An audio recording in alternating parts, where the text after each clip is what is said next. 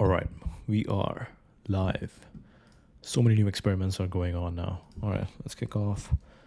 X20, go. One very interesting thing that I've started doing is just figured it out right now. This was kind of it's very interesting when you are kind of just about to go to bed and you have some very interesting ideas.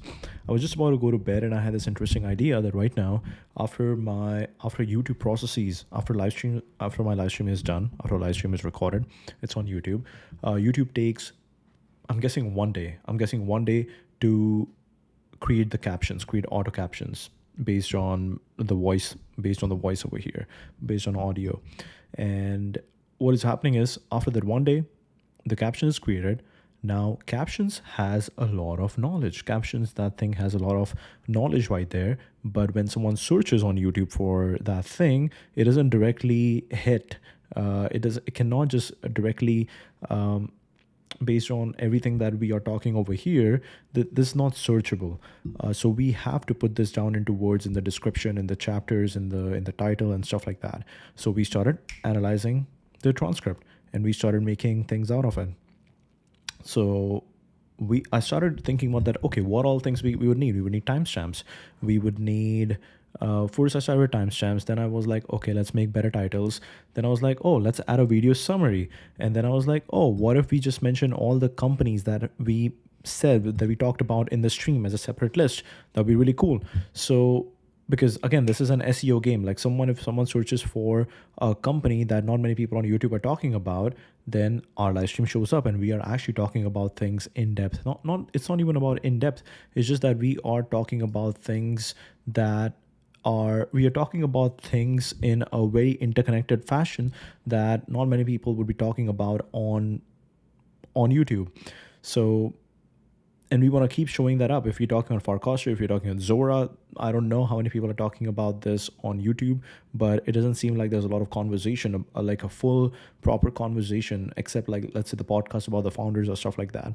So now that I have all these separate agents going on, I'm like, what if I just have one agent? What if I just have this one thing called total transcript analysis? I have this shortcut called total transcript analysis, and it just spits out everything. And again, as we talked previously, we don't want it doesn't have to be 10 on 10 perfect.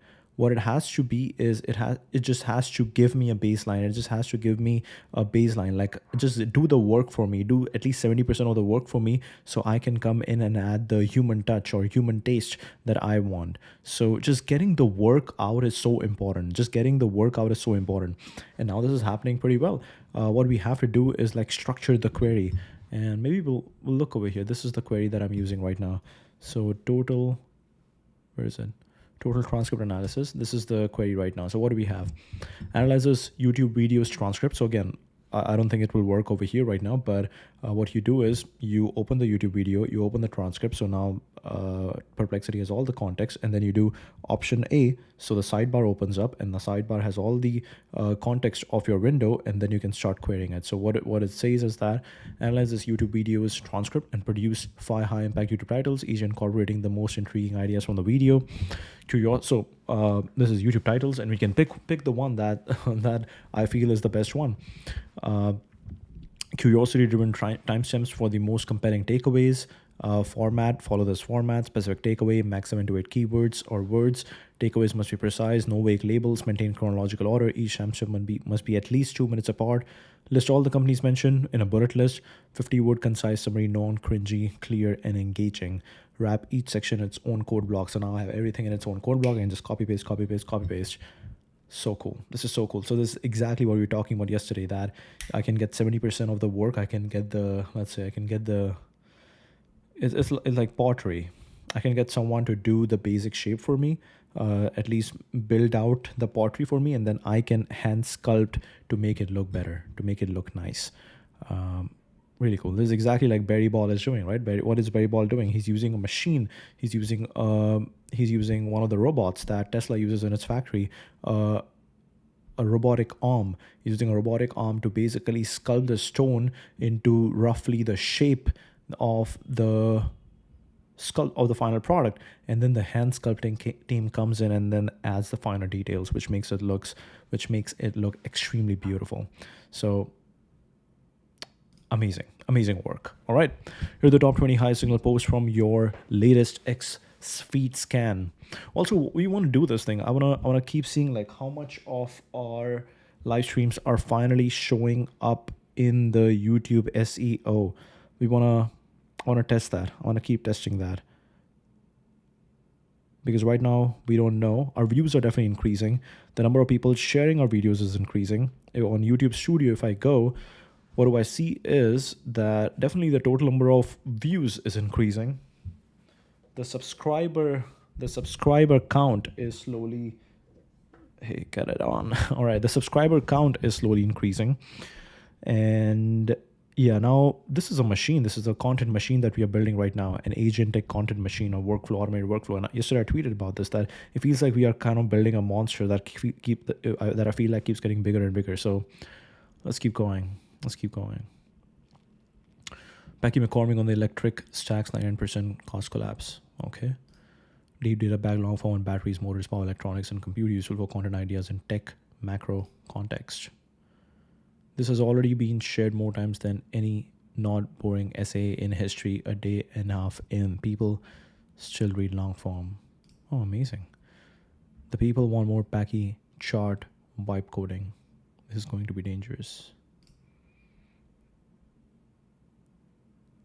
Okay, interesting. By the way, very interesting news is Elizabeth Holmes is back online. That was crazy. Elizabeth Holmes. Look at this. Look at this. Elizabeth Holmes, building a better world for my two children, inventor, former Theranos founder, and CEO. It's very interesting that she actually talks, like she actually openly mentions she's not like trying to change her identity. She's like, oh yeah, I'm the former Theranos founder and CEO. Mostly my words posted by others. Okay. And here she is retweeting Brian Johnson. Defeating death would be humanity's greatest accomplishment. The greatest divide will be between the living and the dead. You nailed it. Defeating death. Amen. Amen. And very interesting too. Wah, les citations. We just checked and she has Theranos tweets still in an account from 10 years ago. Who is tweeting for her?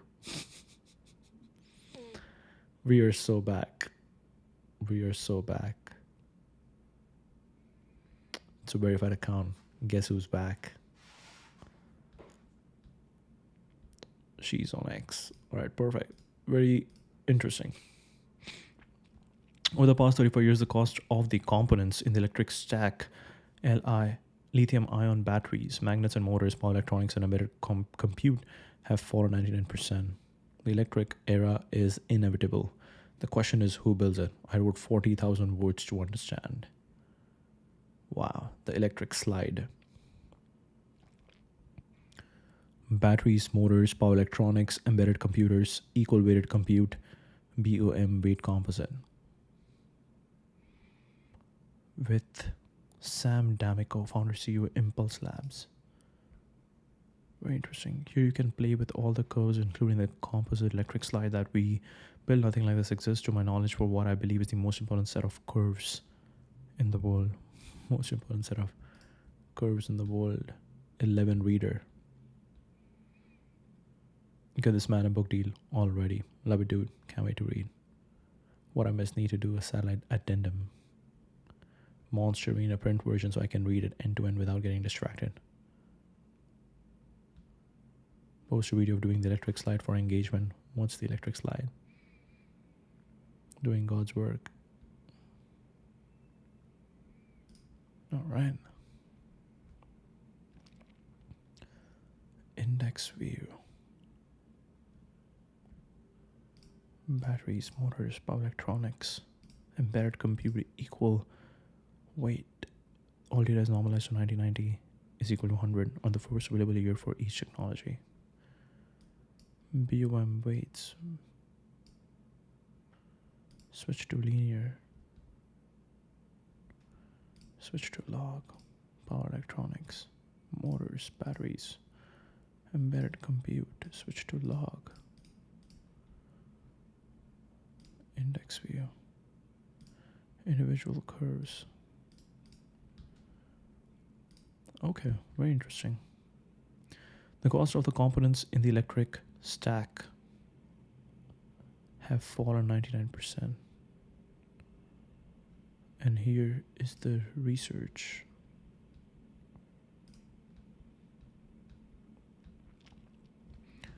Here is the thesis. The electric stack, lithium-ion batteries, magnets, electric motors, power, electronics, and embedded compute has experienced roughly 99% cost decline since 1990, transforming what can economically go electric. China now dominates key layers, and that dominance compounds across products that turn electricity into action. Framing production depends on three complements: energy, intelligence, and action. The US is betting on intelligence. Production depends on three complements: energy, intelligence, and action. US is betting on intelligence, AI. China is commoditizing intelligence while focusing on energy and action. Wow. US is betting on intelligence. China is commoditizing intelligence while focusing on energy and action, with control over the electric stack. Cheaper, better performing physical products, EVs, drones, robots, appliances follow. With control over the electric stack, cheaper, better performing physical products, EVs, drones, robots, appliances follow. The electric slide composite learning curve, equal weighting the four components, shows a 12.6% annual cost decline since 1990. The essay also provides an interactive tool to re-weight by product BOM. EVs battery heavy, drones compute heavy. Why it matters. Electrification outcompetes combustion on efficiency, control, performance, and noise. As cost, noise is a big one. You look at all these cars going around and you are like, wow, what? Where's the noise? It's so peaceful. All right. Also, the beard is coming back. It's really cool to just document the entire beard journey over here on the live stream. That is pretty cool. That is really cool. Really cool. I think I like this beard. We'll keep it growing. We'll see where do we get with this beard. Electrification outcompetes combustion on efficiency, control, performance, and noise. As costs fall, more categories cross the economic threshold. Anything that can go electric economically will.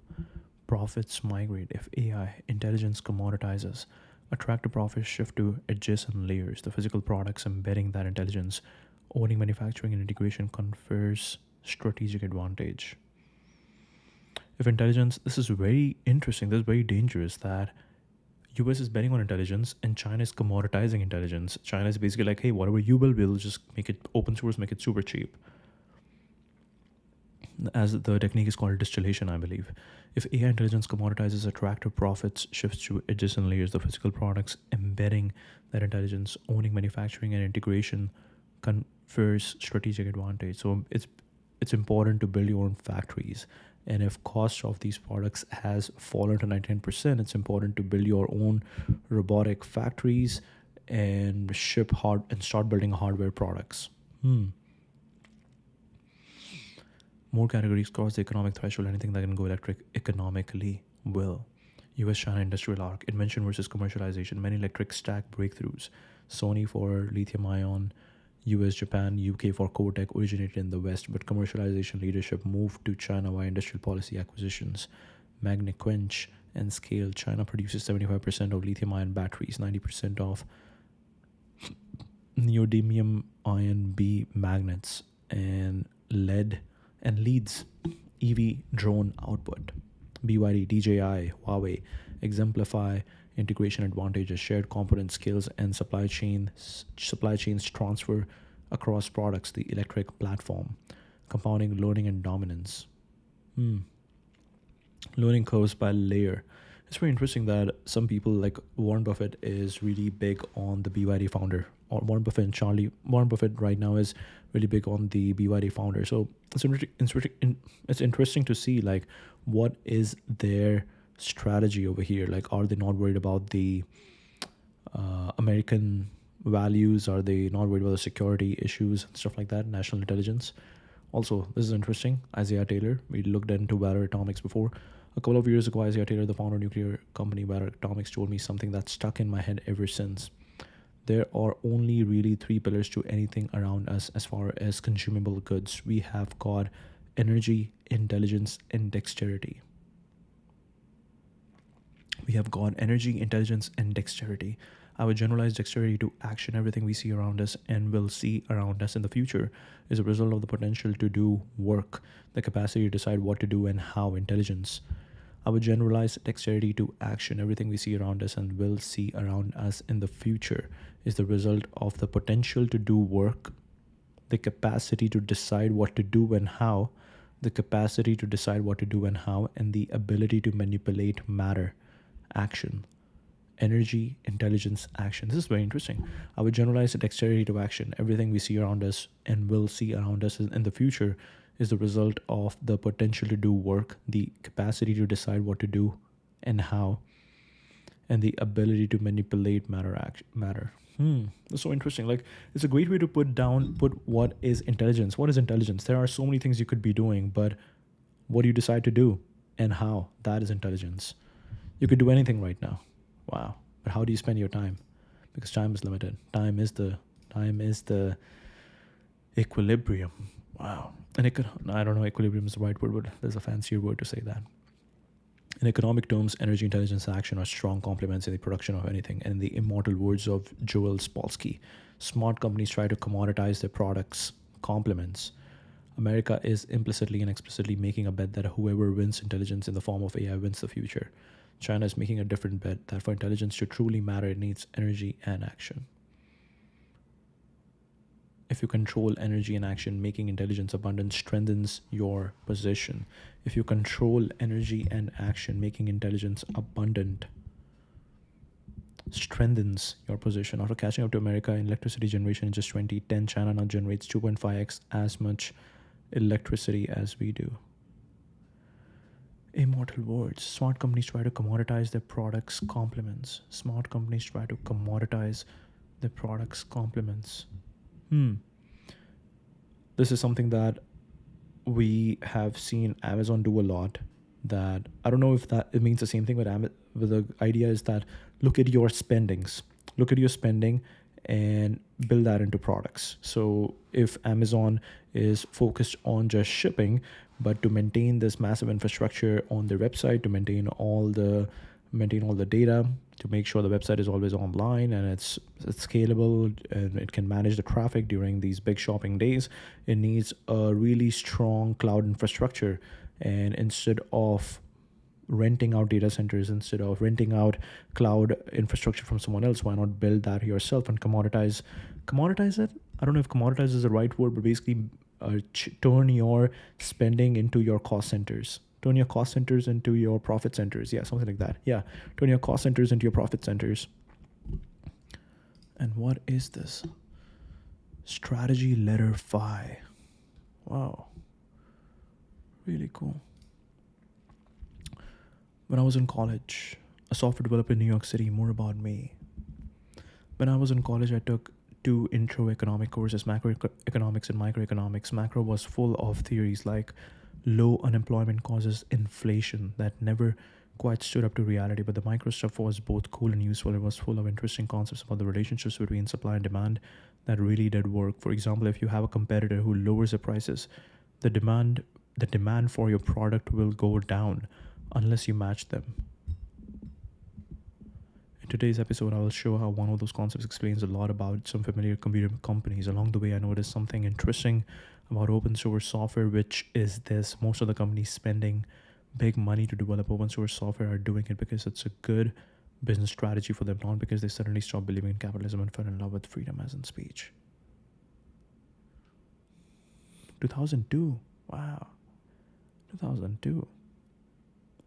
Most of the companies spending big money to develop open source software are doing it because it's a good business strategy for them, not because they suddenly stopped believing in capitalism and fell in love with freedom as in speech. Freedom as in speech or freedom of speech? I don't know if that's a smarter way to say it. Every product in the marketplace has substitutes and complements. A substitute is another product you might buy if the first product is too expensive. Chicken is a substitute for beef.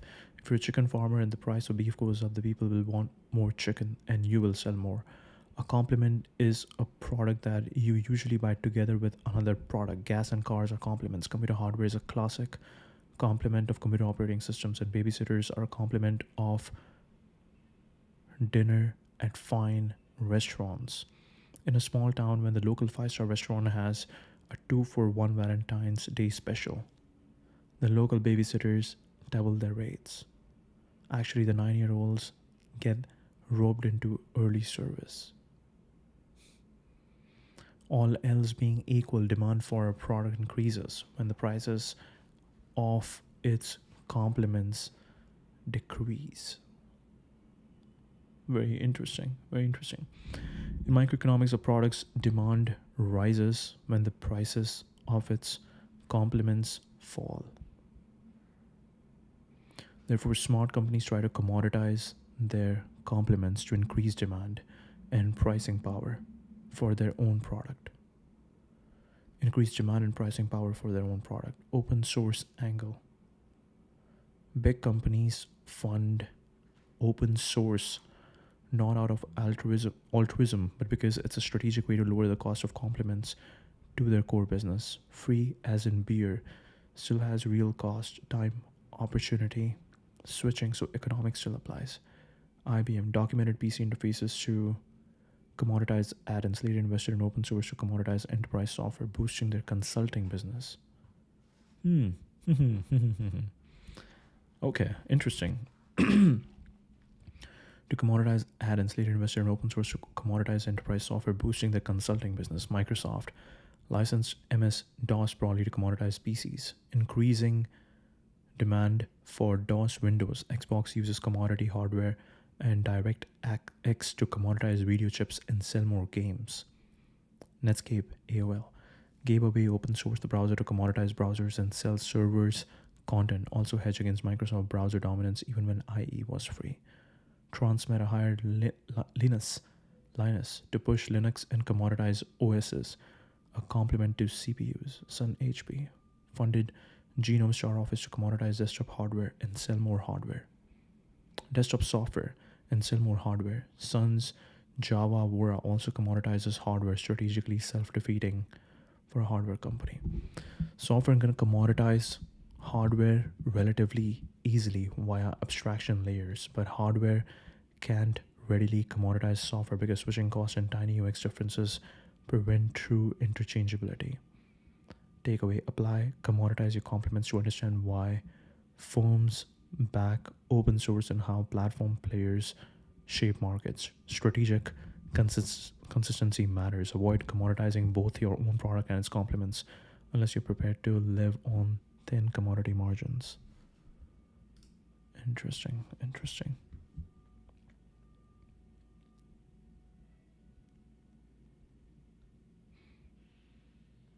Compounding learning and dominance. Learning curves by layers. Cost decline 99%. Motors actuation 99%. Power electronics 99.5. Embedded compute 99.9. Technical primer electromagnetism basics. Maxwell-Lorentz underpinned why electric systems are precisely convert energy into motion, heat, light, sound, or back to electricity with high efficiency. Modern systems replace manual magnet flipping with batteries, power electronics, sensors, and compute. Battery history highlight. Whittingham, Exxon 1970s pioneered rechargeable lithium. Good enough. 1980 introduced LCO cathode, higher voltage. Yoshino replaced lithium metal anode with carbon host, enabling safe commercial lithium ion. Sony industrialized at scale. In the 1990s, these steps kicked off the battery learning curve. The US over-indexes on AI while underweighting electrification and manufacturing. Design leadership without manufacturing leadership is strategically incoherent in the electric era. Design leadership without manufacturing leadership is strategically incoherent in the electric era. Very interesting. Demand drives scale and cost declines. Incentives for EVs, heat pumps, induction, drones, and robots accelerate learning curves and onshoring. The essay criticizes rolling back demand side incentives and urges vertical integration and industrial policy to rebuild capability. The essay criticizes rolling back demand side incentives and urges vertical integration and industrial policy to rebuild capability. Scale and cost declines. Incentives for EVs, heat pumps, induction, drones, and robots accelerate learning curves and onshoring. So robots is the solution over here. Okay. Outlook. Electric products will dominate coming decades. Boats, drones, robots, potentially planes, and eVTOLs as density and efficiency improve. To embed, but are we also saying that the components is easier to source? We don't know about that. That is something interesting. By the way, I don't know why I love my beard right now. Beautiful beard. To embed AI into the physical world, products must be rebuilt on the electric stack first so they can speak AI's language. To embed AI into physical world, products must be rebuilt on the electric stack first so they can speak AI's language. The piece ends with cautious optimism. Western science plus renewed manufacturing could still win, but it requires aggressive action on the full stack and sustained demand. So he's saying that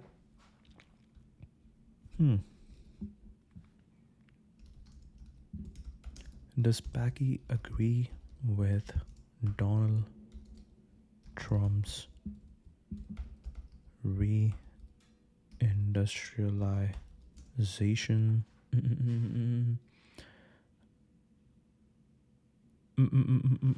moves? I don't know. I can't come up with a better term. I think this is so cool that you can take the super long article, you can ask it that, hey, look at the stuff that Donald Trump is doing and tell me if they agree or not. This is so cool. This is so cool. You have all the context over here, and you have, ideally it should have all the context of Donald Trump's moves. Does not specifically mention Donald Trump or directly endorse or critique his particular reindustrialization policies, right? We should have said policies by name. The total argument of the electric slide are strong in favor of robust U.S. reindustrialization and industrial policy, precisely the direction often discussed under Trump and by others wanting stronger national manufacturing. Packy expresses, it's interesting how closely now politics in tech is working because this is it. When AI can take care of all the minor stuff, everybody starts thinking about bigger and bigger stuff. That is what keeps happening. This is like we as a community, we as a society are moving up the Maslow's hierarchy. We as a society are moving up the Maslow's hierarchy because when everybody has the response on their phone, when everybody has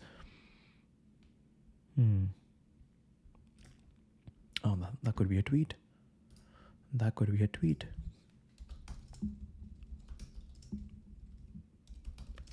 Craft a tweet. We as a society are moving up the Maslow's hierarchy. When the easy problems, when the daily little problems are solved with a click with a tap of button. You start thinking about bigger and bigger problems with a very little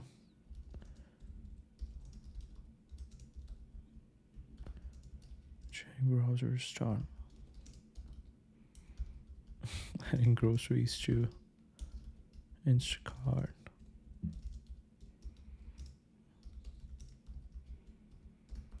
Hotel reservations in Cape Town.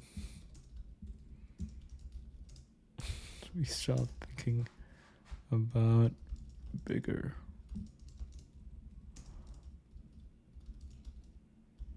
and better problems. When daily frictions resolve with the tap, our minds shift to bigger problems. Once aging browsers add groceries to Instacart and book trips to Cape Town, only for you to think of bigger and better horizons. As tech solves our small daily frictions, we climb. And browsers can handle Instacart orders and Cape Town hotels. Or finally,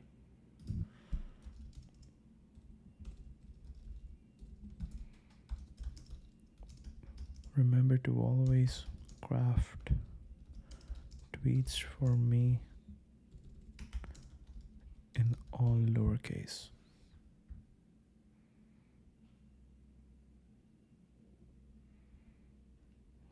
Bro, that meant you also had to do this one. Okay. Society is moving a Maslow's ladder. Instacart will automatically trips booked in seconds. Agentic browsers eat the small problems, leaving us to think of the big ones. As tech solves our small daily frictions, we climb Maslow's hierarchy. When browsers can handle Instacart orders and Cape Town hotels will finally turn our minds to bigger, better problems. When daily frictions dissolve with the tab, our minds shift to bigger problems. Once agentic browsers add groceries to Instacart and book trips to Cape Town, we're free to think about bigger, better horizons.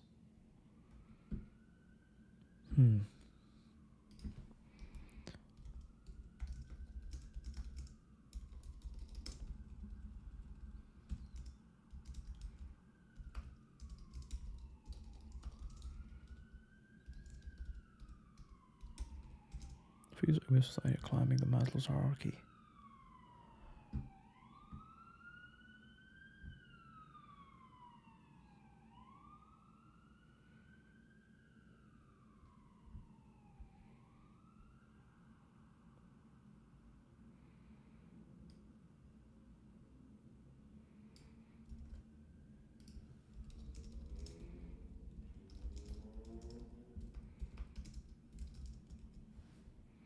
When agents can add groceries to Instacart and book trips to Cape Town.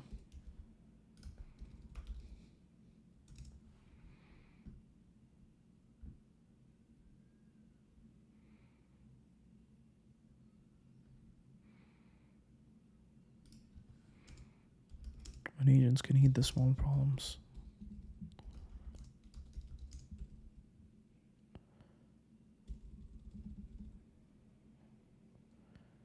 Can eat the small problems. Add groceries to Instacart and book trips to Cape Town.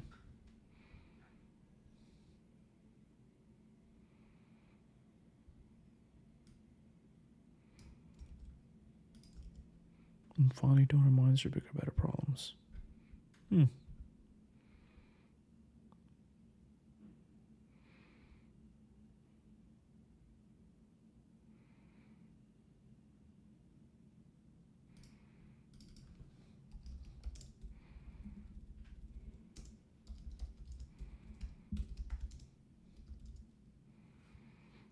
When agents can handle the daily frictions.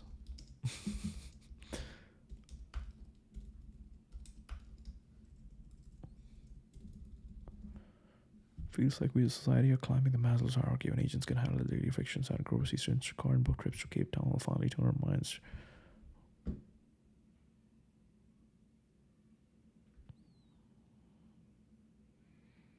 You're finally forced to turn our mind. You're finally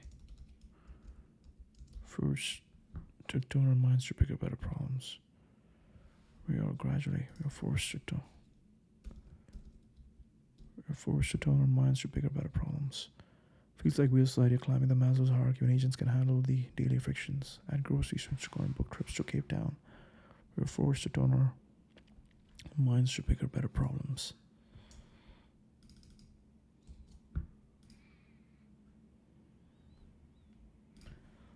We'll tweet that. We don't know.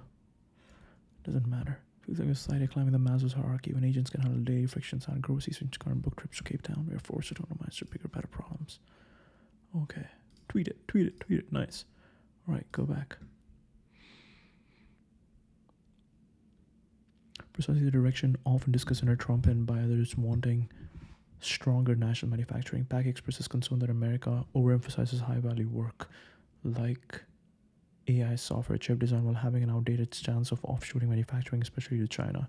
He stresses that design and manufacturing are inextricably linked and that the US must rebuild manufacturing leadership, especially in the electric stack, batteries, magnets, motors, power electronics, embedded compute, if it's to remain globally competitive. He calls current American strategy not a coherent strategic position and outdated, and explicitly argues for vertical integration, industrial policy, innovation, and government support to regain industrial leadership. He criticizes policies that roll back demand-side incentives for electrification, seeing these as undermining American manufacturing dominance.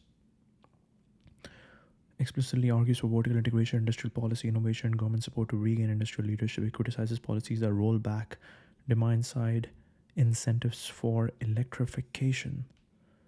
Yeah, that's true. If he were president, Paki says he would make sure every American had access to electric vehicles, heat pumps, drones, induction stoves, and robots, seeing US consumer demand as a powerful economic motor. He's highly critical of wishful thinking that innovation can succeed without manufacturing might, and calls for a revival of demand-driven, hands-on industrial policy and support, echoing the logic, if not the policies or specifics, of Trump's child reindustrialization. Wishful thinking that innovation can succeed without manufacturing might. Okay, very interesting stuff. Really cool. Tony Gamael announces the clearing on-chain permissionless and regulated prediction market. The clearing. Serious attempt at bridging crypto-native markets with regulatory compliance, rich for content analysis on market structure. In a world of noise, how do you find signal? Today we're announcing the Clearing Co. has raised a 15 million seed round led by a new kind of prediction market, on-chain, permissionless, and regulated. Led by Fred Wilson, US with support from Horn Ventures. Horn Ventures, backing teams on nearly every layer of the crypto stack at every stage. Backing teams in every layer of crypto stack at every stage. Yeah, it's very interesting. Like, you gotta have some taste, right? You gotta have some taste. A16Z seems like it is the one that kind of sticks in your mind. It's not even taste, it's just that which description when I read just sticks to my mind. And A16Z stuck to my mind. We invest in companies, we invest in software eating the world. Very and fun, let's see. Investing in an internet that turns users into owners. Yeah. Users into owners. Investing in an internet that turns users into owners. Yeah, this is also interesting. It sticks. We are building the first on-chain permissionless and regulated prediction market. I think the main thing they're doing is regulated, because it seems like PolyMarket still is not regulated in America, at least. For as long as humans have gathered, we have sought ways to understand the future. Romans were betting on papal markets long before full-time political better. Since 2007, I don't tweet much, and we are all better off for it. For as long as humans have gathered, we have sought ways to understand the future. Romans were betting on papal markets long before Toma was hitting 100x on Pope Leo X14.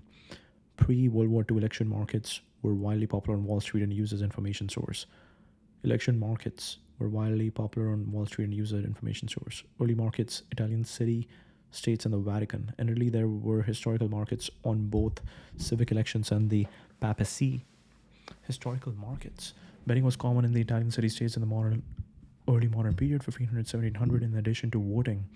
Selection to public office often included intentional randomization, for example, drawing lots to name the nominators or candidates. In Venice and Genoa, gambling on the outcome of such contests was popular. Bellhouse suggests that the Genoese lottery, one of the first modern number games, originated with betting on the drawing of lots, pulling balls associated with specific candidates from an urn.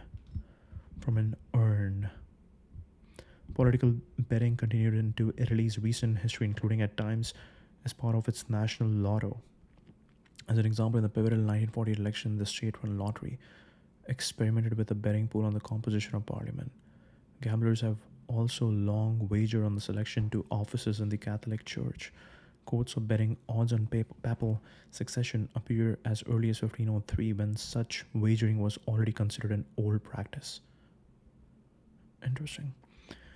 The idea of markets as collective intelligence is even more powerful in the internet age, where information moves instantly. Polls are too slow and rife with bias. Markets force honesty because being wrong carries a real cost, and traders are incentivized to price without bias. The idea of markets as collective intelligence is even more powerful in the internet age, where information moves instantly. Polls are too slow and rife with bias. Markets force honesty because being wrong carries a real cost, and traders are incentivized to price without bias. That is so interesting.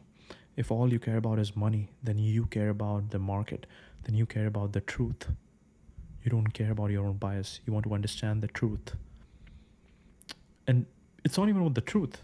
It's like sometimes you want to understand that people make irrational decisions. You want to understand the irrational. You want to understand what actually happens on the ground. People don't always make rational decisions. For centuries, markets were defined by the few. The next era prediction markets will be shaped by the collective creativity of the internet. Their power won't come from complex financial mechanics and clunky user interfaces, but from simplicity and imagination. To scale, markets must be fun to create, seamless to trade, and supported by novel structures that unlock liquidity. We're just at the start of what's possible. Beautiful. To scale, markets must be fun to create, seamless to trade, supported by novel structures that unlock liquidity. I just love reading these kind of words. Unlock, liquidity. Tony, building the clearing co, previously PolyMarket, Kalshi, Figma. Whoa, he worked at both PolyMarket and Kalshi. Figma, investing 2392 fund. To build this, we have assembled the best team in the prediction markets. Liam, the clearing co.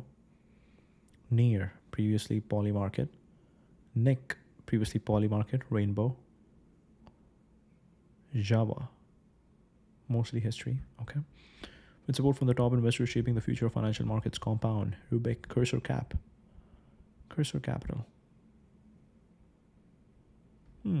Asylum Ventures, 55 million early stage fund investing 1 to 2 million founders that make startups, not a bank. Amit Vasudev, building Z.AI. Logo.dev, investing at Earl Grey Capital. CB Ventures, Terence Rohan. Figma Front, Granola, Notion, Robin Hood, Vanta. Soleo, Bill Lee, West Coast Bill. Investor SpaceX, wow. Neuralink, Tesla, XAI, Coinbase, Grok, co-founder BitGo, My Doge. Macau, West Coast Bill. Yeah, we follow West Coast Bill. Macau, building Reflect Nodes. Matt Sorensen, GM HubSpot. Henry Stern, keeper of the fabric. Ben Levy, looking for America's best chicken sandwich. If you're an engineer, designer, or builder who wants to lay the foundation for a new asset class, my DMs are open. Tony, LFG, congrats, can't wait to see where you take this. Not enough people talking about this. Go Tony. Go Tony.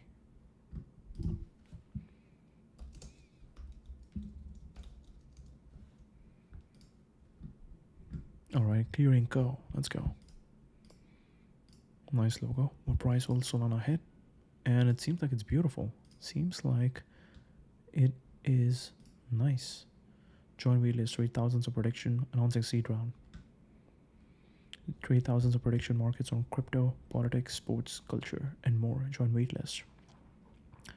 Tony Liam Niraek, head of markets at PolyMarket, head of engineering at PolyMarket, PolyMarket Kalshi, Figma, PolyMarket Rainbow, Truework, Uber, Visco, Autodesk, Nina, Coughlin, Daniel Ramirez Tacos, the one, the beautiful Brooklyn Greenpoint Tacos, Avara Family, Artsy, Family, Avara, okay, Daniel, I feel like I know Daniel, head of markets, head of engineering, and Tony. What was Tony's title? What was Tony's title at PolyMarket? Gimme. Head of growth. Got it. Head of growth, head of engineering, head of markets. With participation from clearing company. Got it. Join the waitlist.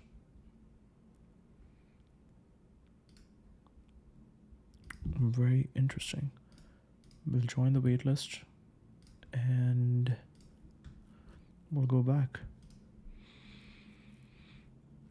Very interesting. Why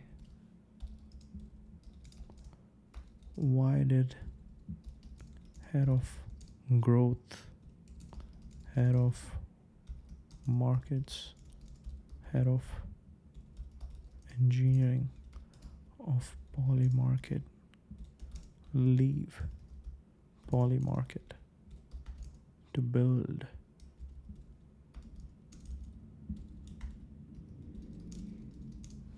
the clearing company.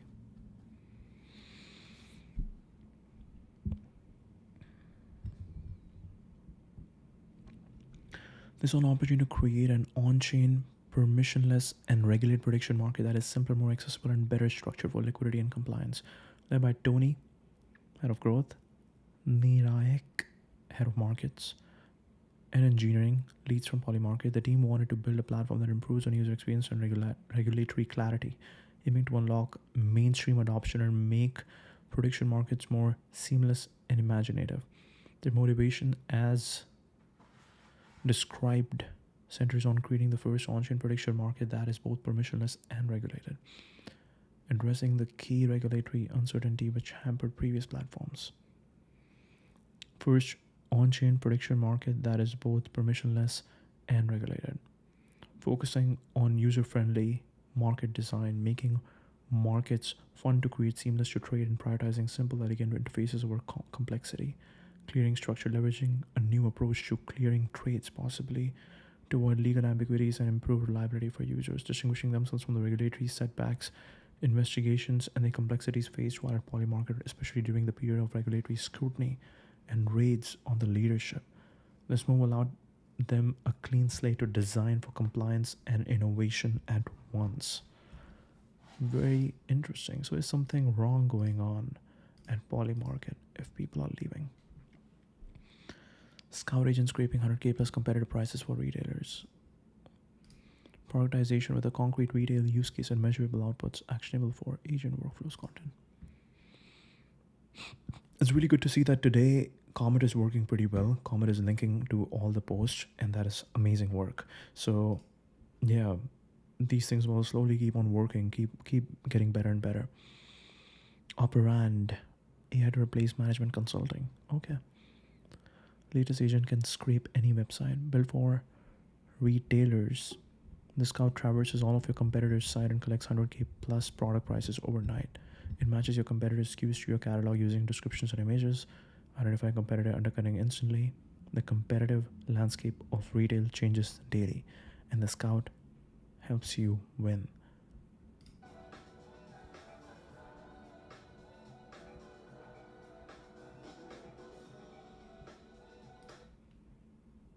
My boss made me build this as a side quest. Oh, artificial societies. Okay. Has raised 5.3. We literally looked into artificial societies randomly yesterday. This is so cool. Randomly. Because I was just like, we're looking at the portfolio of, I forgot whose portfolio we're looking at, but this just name looked very interesting.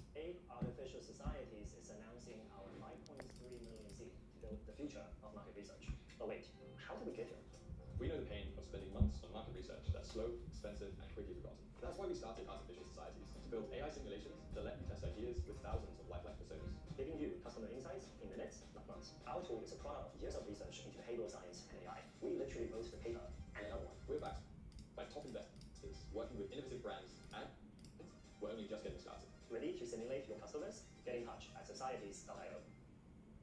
Today, Really cool.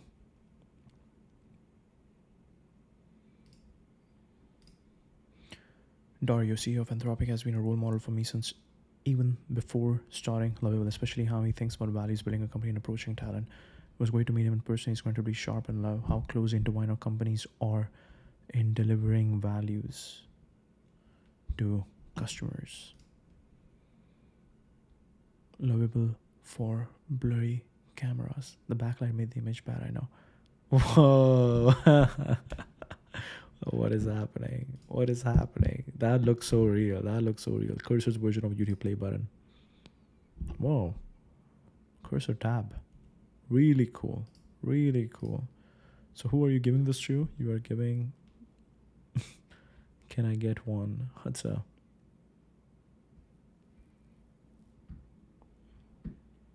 Really cool. Really cool. Okay. All right. Y Combinator. Stani. Huawei Horizon adopting Chainlink Smart Data Navlink with proof of reserves. Institutional grade tokenized RWA vending rails. Strong signal DeFi's regulated data verifiable future. Stani. Avara, Huawei, LC family. What is LC? Huawei Horizon. Chainlink deploy their latest innovative feeds and growing Navlink with proof of reserves to ensure the best transparency of using tokenized assets on Huawei. Huawei Horizon, new institutional initiative has adopted Chainlink Smart Data, starting with Navlink feeds to enable institutional investors to borrow against tokenized real-world assets. Foundation for broader integration strategy of Chainlink services into Huawei Horizon, including proof of reserve, smart AUM, assets under management, to enhance risk management. Built on the Huawei protocol, Horizon bridges institutional tokenized assets and DeFi markets by enabling over-collateralized lending against qualified tokenized RWAs, real-world assets, within a institution-grade compliance framework by securing its lending networks with high-quality Chainlink data infrastructure, support over-collateralized stablecoin loans on-chain against U.S. Treasuries, credit, and equities as collateral. This initiative is a major milestone in the inevitable convergence of traditional capital markets and on-chain finance, with Chainlink and Aave bringing the reliability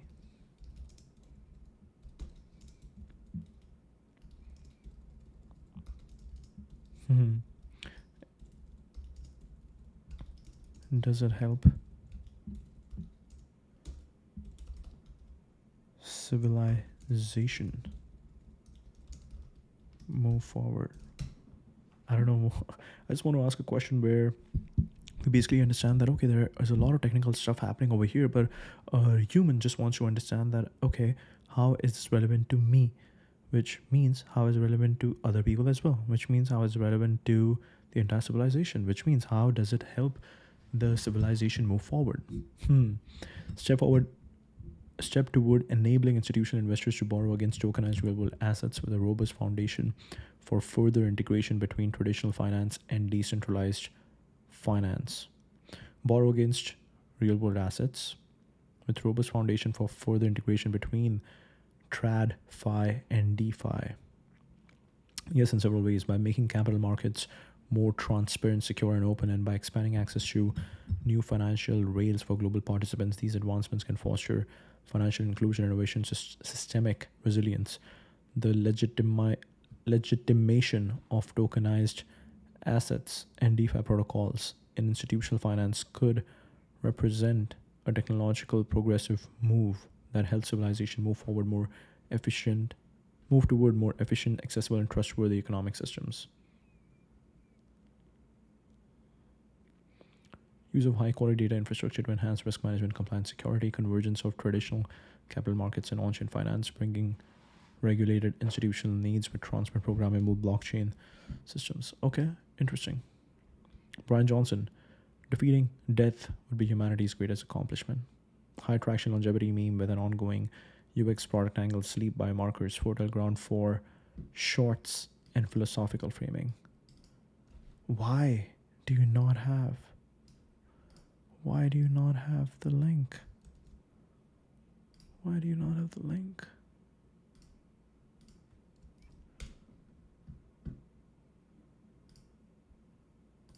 Conquering death would be humanity's greatest achievement. Oh, wow. So his 2024 had a better engagement.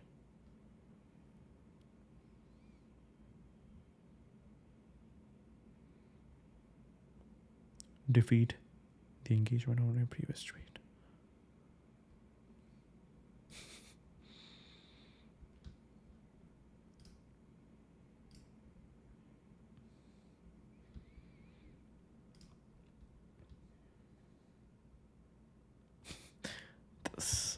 This photo is crazy. Okay, 5 million views. Nice. Are we trying to cheat death? Essayons nous de tromper la mort, ou est-ce la mort qui nous trompe? Death is like money or any other human cognitive entity. It likes to stick together empathetically, wouldn't you too? When we use words that empower it with anthropomorphic abilities, our bodies make it true. One of the best new habits I started lately is calling friends for 15 seconds. I'll say hi, tease them, or share something funny. Then it's immediately over. No lingering, no fuss. It's great. Waiting for your call. Waiting for my call. Have some mercy on your friends. 15 seconds. I'll say hi, tease them, share something funny. That's called rage baiting. Brian chasing the dopamine. A lot of people see what I'm doing and they call me ridiculous or insane or eccentric, but the insanity seems to be spreading. All compliments. Thanks, Jason. Fast food is shitty food. It makes you feel like shit and look like shit. You're not a shitty person. Nice. I think he's just sitting with ChatGPT and he's like, hey, every day give me a banger, give me a banger, give me a banger. How my bed looks at me. I like Brian Johnson. A lot of people talk about Brian Johnson. A lot of people talk about like how a lot of people hate on Brian Johnson, but I just really like how because I kind of like saw the journey of him looking like a vampire, and even I thought he was a vampire, but I really like how he's trying to leverage the memes, and he's kind of like how people say he's rage baiting, he is controversy baiting people to just get more engagement. So he's trying to dumb down his message and just be out there and just send out memes. And that's amazing. That's amazing. That's what we want, right? We nobody likes serious research papers. That's the reason. Like none of the Nobel Prize winners, nobody knows them. You might know some of them, but I don't think I know anyone. Like I cannot like just name any Nobel Prize winners. But if you dumb down your idea and make it very consumable every single day out there, you kind of become an influencer and you make memes like this, how my bed looks at me at 8 p.m. That's it.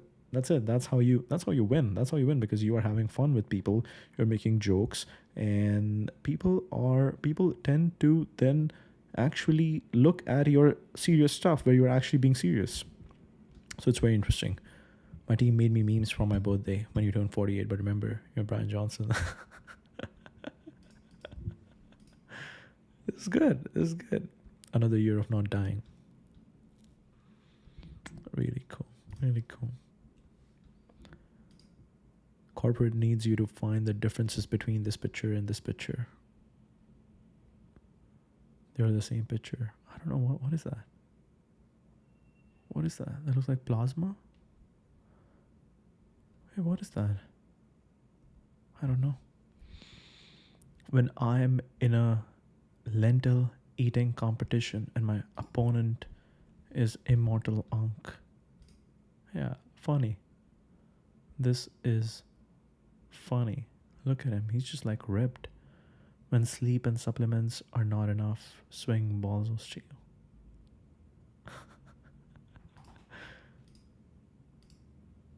If you're reading this, you're young AF.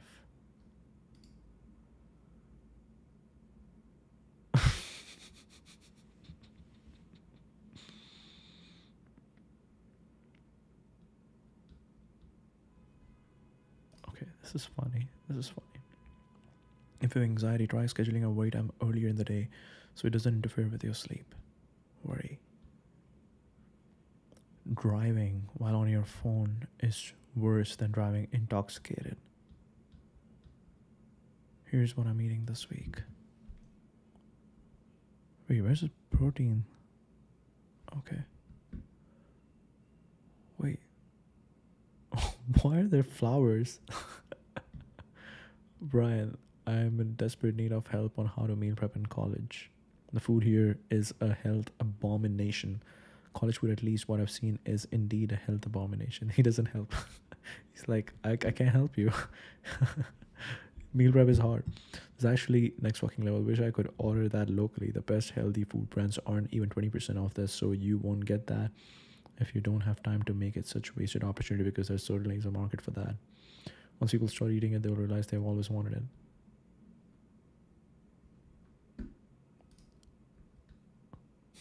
If you're struggling in a relationship, sleep as it, if you're struggling in a relationship, sleep as it regulates mood and reduces reactivity, increases empathy and patience.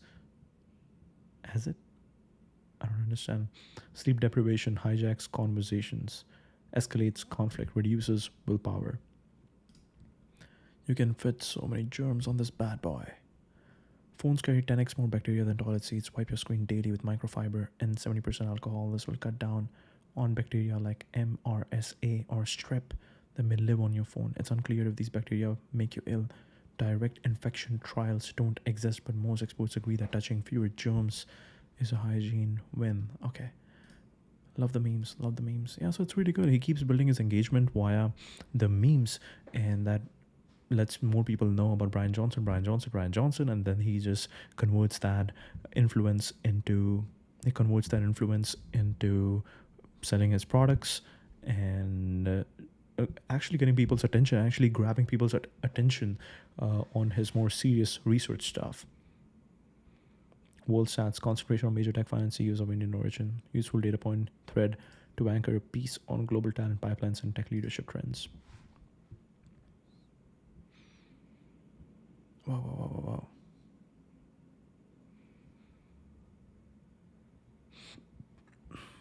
CEO of Google, Microsoft, YouTube, Adobe, World Bank, IBM, Albertson, Infosys, NetApp. Infosys is an Indian company. It is supposed to be Indian. NetApp, Palo Alto, Arista, Novartis, Micron, Honeywell, Flex, Wayfair, Chanel. Yes, Chanel was recent. Cognizant. I think Cognizant an Indian company? Citizens of India, citizens of other countries, but born in India, Indian origin, or with Indian parents. Interesting. Trunk fan. Actually, let's.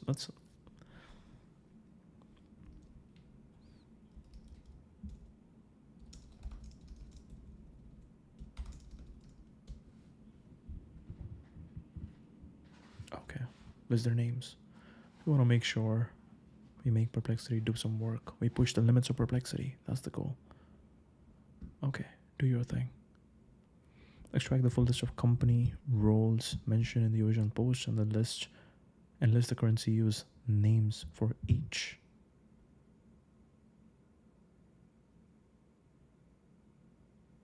Oh, well, my list is more precise. Okay, somebody already answered this, so very smart. Wait, how further down was this? Oh, you found it. Okay. So Perplexity is like, I don't even have to search for it because somebody already responded to your answer. Very interesting. Okay.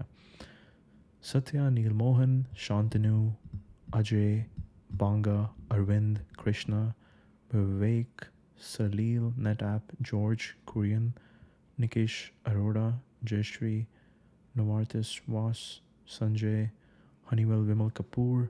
Chanel is Lena Nair. Everybody's linking to this post. Okay, everything's linked to this post. Honeywell, Flex, Chanel, Cognizant. Okay, good stuff. That was very interesting. Trunk fan on NVIDIA data center revenue, run rate, humor, pivot. Family earnings cycle hook with a clever angle, good for a content riff on AI, infra, economics, and narrative framing. This is in the quarterly data center revenue chart for NVIDIA since 2020. It's the amount of microplastics found in your testicles over the past half decade. I stand corrected. NVIDIA's data center business is now 160 billion plus run rate segment.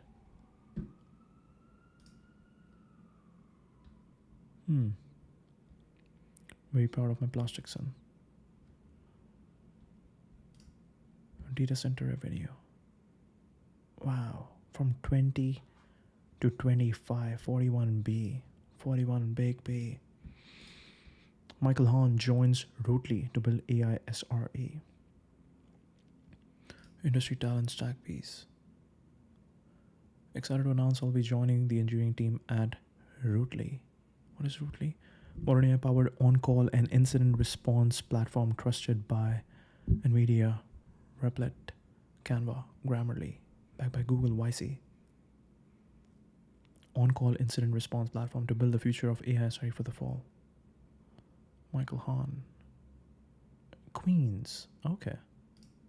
Our fall 2025 cohort of interns are built different will be absolutely maximizing shareholder value.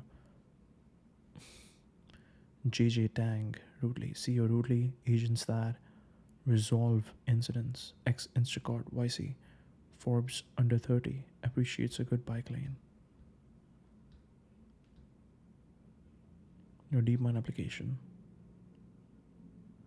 Added as a candidate to the research scientist AI for secure code position at DeepMind. Very cool. Oh gang. Oh gang. I see some NVIDIA logos. What are these logos? Unemployed, you can now play with your pets. For my user update for the unemployed, you can now play with your pets for my Obsidian plugin. Okay, JJ Tang. Rootly AI. Streamlining incident response with Rootly. Say less. Congratulations to our fearless leader, JJ Richard Tang, selected one of the Forbes 30 and the 30 in the enterprise technology category. I'm honored. This award truly belongs to the entire team, to my slightly above 30-year-old co-founder. He's like, oh man, I'm just like just above 30, so I didn't get it for the relentless hard work. CTO and co-founder Rootly, co-founder Pop CQL, ex-SRE at Instacart. MCPs and the next wave of reliability. Tomorrow is the day, together with WorkOS AWS Cloud. WorkOS, what is WorkOS? The modern platform for auth and user identity. AuthKit. On the panel, Arush, head of evals. Arush, yes, we know Arush. And Greg Alloy, Greg Mojica, Alloy Automation.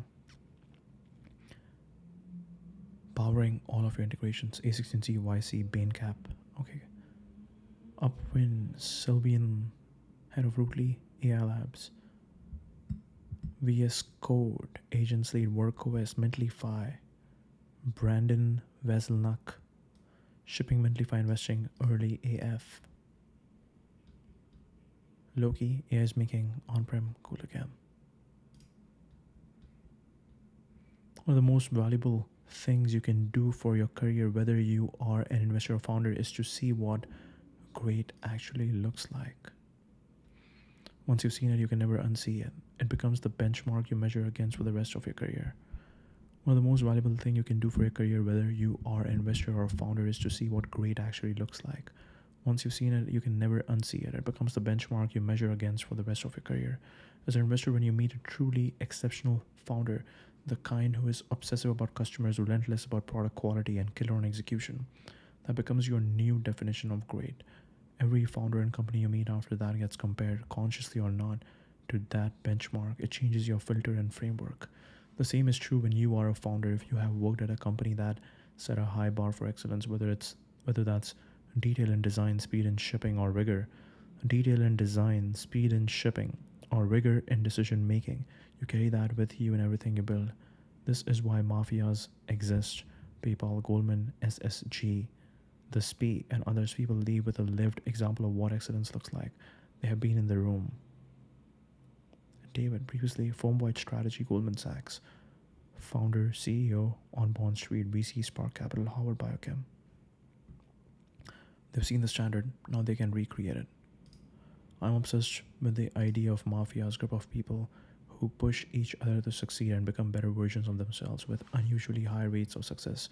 What are some lesser known or emerging examples of mafias? Less mainstream than PayPal. Okay, this is really cool. David Haber from A16Z, and he is a general partner of firm-wide strategy. They've been in the room, they have seen the standard, now they can recreate it. When you haven't seen greatness up close, it's hard to imagine what's possible. It's like trying to train without ever watching a world-class athlete. You just don't know what the limits are.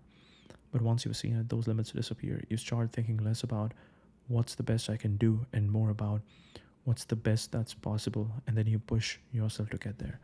What's the best that's possible, and then you push yourself to get there.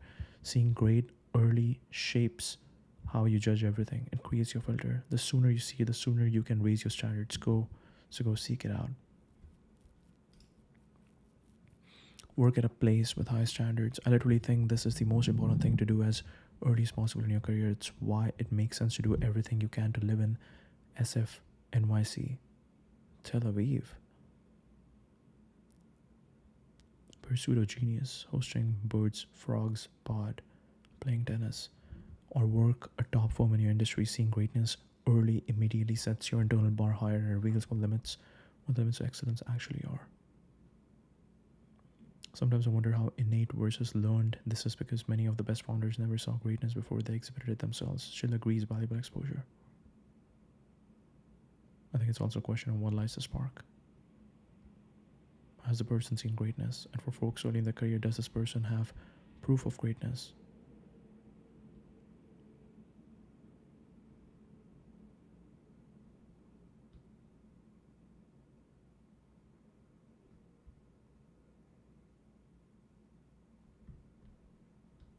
One of the better reads on Twitter.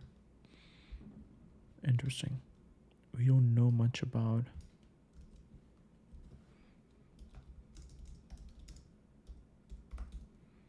Goldman SSG.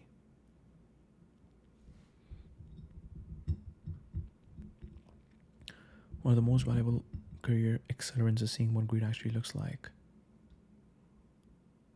SSG refers to Goldman Sachs Special Situations Group, a renowned elite investing group inside Goldman, historically focused on opportunistic and principal investments across credit, equity, and hybrid situations. It developed a reputation for extremely high standards, rigorous training, and top-tier talent density. In the context of mafias, Goldman SSG is shorthand for a cohort whose alumni have gone on to build or lead significant funds and companies, hence a benchmark-setting mafia. One of the most valuable career accelerants is seeing what great actually looks like early, because it permanently raises your internal benchmark after you meet a truly exceptional founder. Customer obsessed, product rigorous, execution killer. Customer obsessed, product rigorous, execution killer. Every future evaluation filtered through against that bar. Why alumni networks from elite groups create repeated success. People leave with a lived model of excellence and recreate it elsewhere. PayPal, Goldman, SSG, this P. Best possible replaces best I can do.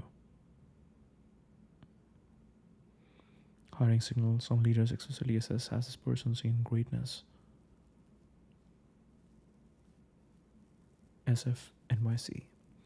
Some founders exhibit greatness without prior exposure. Innate drive matters, but exposure can light the spark. Square alumni is a strong example of consulting banking firms like McKinsey, Goldman Sachs for imprinting quality bars. Intentionally embed yourself in environments with visible top-tier standards. Team shipping weekly with design rigor. Founders live in customer threads or funds with crisp IC processes. If you're evaluating founders' proof for lived examples of high standards, how they operationalize product quality, execution cadence, and decision rigor. Really cool. Tell me more about Goldman SSG.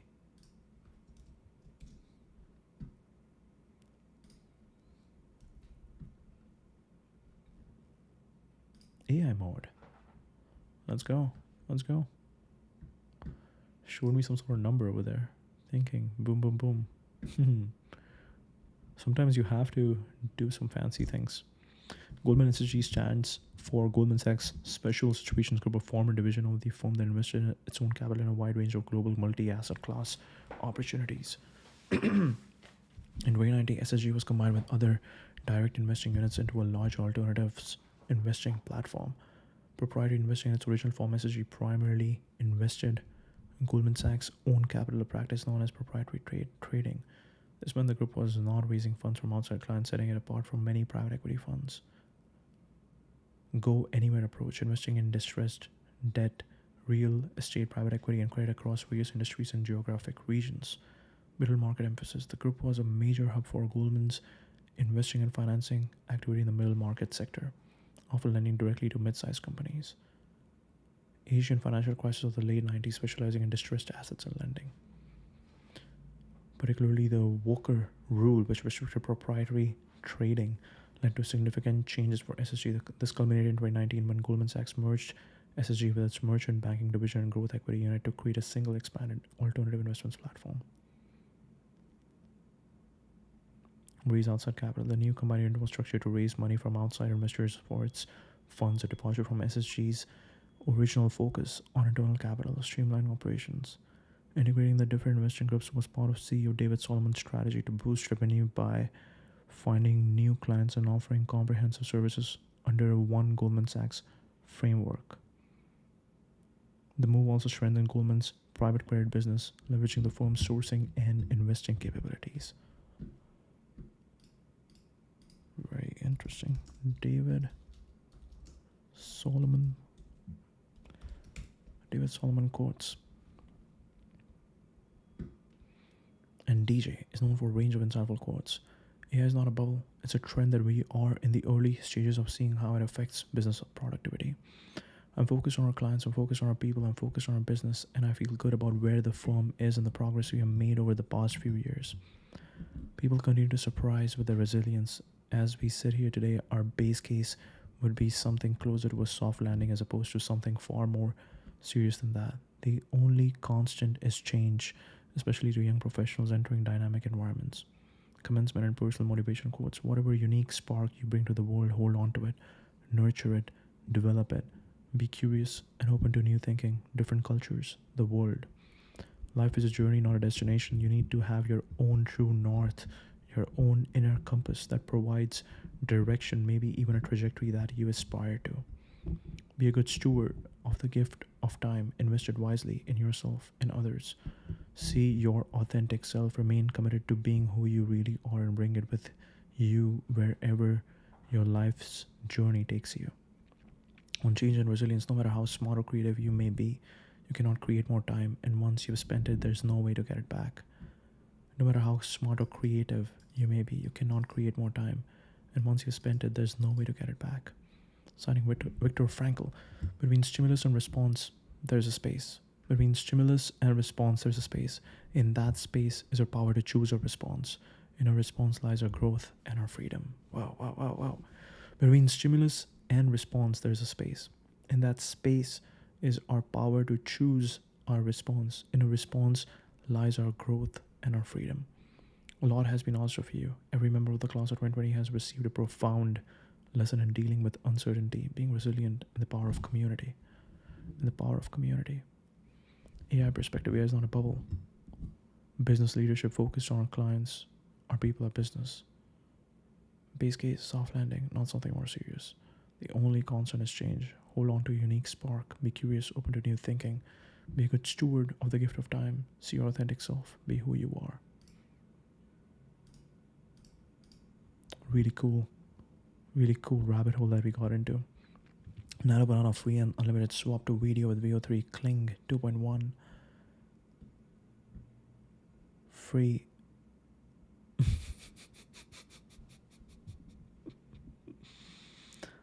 Free and unlimited now. You can edit image, swap actor for any film with it. Turn to video with VO3 and Kling 2.1. Make character talk. They called it Hicksfield swap to video tutorial examples. Film director, AI consultant, partner with Irrational.tv Paris, showing practical ways to use AI for you and your business. All views are my own. Irrational.tv. Creative post-production house. 170 rue Saint-Denis, Paris. Irrationnel. About. Irrésistible. The forest, the owners, bref du, anthracite, soleil noir, l'art du crime, visitor le Grand Rex, un homme d'honneur, magnétismo, bugs, sec, this is sick, irrational, soleil noir, wow, okay, so these are all links, this is beautiful. Oh, I've seen this movie. It's on Netflix. Bref, un homme d'honneur. Wow. L'art du crime.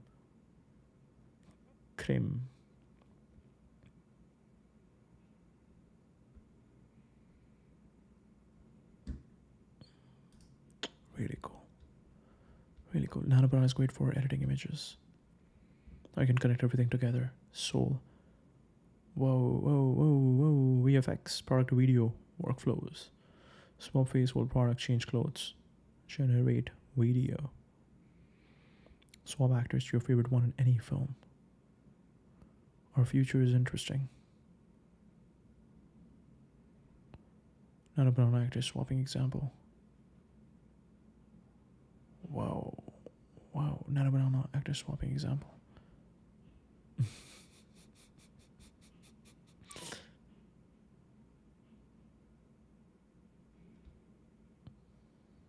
Donald Trump. Yeah, but yes. And Elon. Wow. The Barbie movie looks a bit different from what I remember. The Jews run the meat. Oh. Oh. Okay. Banana rules. Banana rules. Banana rules. Wow. Okay, okay. Jason Cohen, decision making in uncertainty. Concise founder wisdom pairs well with content on creator decision systems. Ship versus perfect execution. This is also really cool. The fact that we are talking about we're talking about stuff over here. Then YouTube actually transcribes everything, and then we get comment. We talk about stuff over here. YouTube transcribes this, puts into words. We then use Comet to analyze this entire transcript and spit out timestamps, video summary, titles, all that stuff. So now Perplexity has all the information about what we are talking, what we are researching. And that is really beautiful, because now when I keep asking X20, give me the top 20 high signal posts, it has all this context. This is beautiful. So it's telling me shipped versus perfect execution, creator decision systems. Really cool. Supports your long form YouTube documentary style strategy. It is really cool. This is all feeding into each other. This is becoming a machine right now. Okay. So cool. If you wait until you are certain about all the details, you will never act. If you think you know everything, you are wrong, and you will take wrong actions. The answer is in the opaque, uncertain middle. Knowing this and striving is the answer. Jason Cohen, keyword buzzword, half truth. Hey, look at me. 2 unicorns, WP Engine, Smart Bear. Think less, do more. If you wait until you're certain about all the details, you will never act. Really cool. Packy's meta shared more than any non-boring essay in history. Signal of the audience appetite for long form supports. I really hope that this also feeds into the Farcaster thing.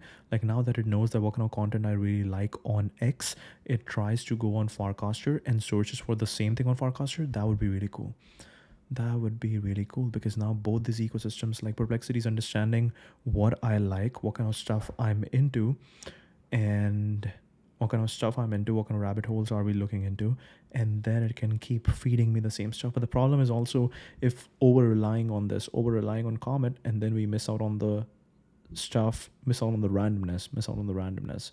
So yeah. Okay, we already looked into this. Blame yourself for everything and preserve your agency. Durable philosophical kernel that performs reliably in shorts. Strong hook potential. Blame yourself for everything. One more tweet, which let's talk about one more tweet, which I liked when I first saw it, or I might have retweeted it. I think people retweet things when they see something that they haven't figured out how to say yet, but they do in their head, but it's just implicit, it hasn't been made explicit. I think that's when people are like, I need to retweet this. So this one was January 17, blame yourself for everything and preserve your agency. From my end, it's like, take responsibility for everything, and in the process of taking responsibility for something, you create and preserve the agency to go solve that problem. If you're not responsible for the problem, there's no way for you to fix the problem. Just to address your point of how it was something you already knew, but phrased in a way that you liked. Emerson did this all the time. He would phrase things in a beautiful way. He would say, oh, that's exactly what I was thinking and feeling, but I didn't know how to articulate it. And the way he put it was, he said, in every work of genius, we recognize our own rejected thoughts. They come back to us as This is so interesting. Like, I know one of my friends who's like, every time he sees something interesting, he's like, I thought about this idea before. And this is exactly what Nawal is saying. In every work of genius, you see your own rejected thoughts. So cool. So every time you see a genius, you are like, I had this idea, but this person put that better. This person packaged that idea better. Emerson did this all the time. He would phrase things in a beautiful way. He would say, "Oh, that's exactly what I was thinking of, but I didn't know how to articulate it." And the way he put it was, he said, in every work of genius, we recognize our own rejected thoughts. In every work of genius, we recognize our own rejected thoughts. They come back to us with a certain alienated majesty. That line. So I try to do Twitter, so I try to say something true, but in an interesting way. And not only is it true and interesting way to say it, but also it has to be something that really has emotional heft behind it. It has to have struck me recently and been important to me. Otherwise, I'm just faking it. I don't sit around trying to think up tweets to write. It's more for that something happens to me, something affects me emotionally, and then I synthesize it in a certain way. I test it, like, is this true? And if I feel like it's true, or mostly true, or true in the context that I care about, and if I can say it in some way that will help me stick in my mind, then I just send it out there. And it's nothing new for people who get it. If it's not said in an interesting way, then it's a cliche. Or if they've heard it too much, it's a cliche. But if it's said in an interesting way, then it may remind them of something that was important, or it might convert their specific knowledge, or it might be a hook for converting their specific knowledge into more general knowledge in their own minds. So I find that process useful for myself, and hopefully others do too. Now, for the specific tweet, I just noticed this tendency where people are very cynical, and they'll say all the wealth is stolen, for example, by banksters and like crony capitalists or what have you, or just outright thieves or oligarchs. You can't rise up in this world if you're you can't rise up in this world if you're a poor kid. You can't rise up in this world if you're from this race or ethnicity, if you were born in that country, or if you're lame or crippled or blind or what have you. And the problem with this is that yes, there are real hindrances in the world. It is not a level playing field, and fairness in the middle exists in a child's imagination. It cannot be pinned down in any real way. Playing field and fairness in the middle exists in a child's imagination. It cannot be pinned down in any real way.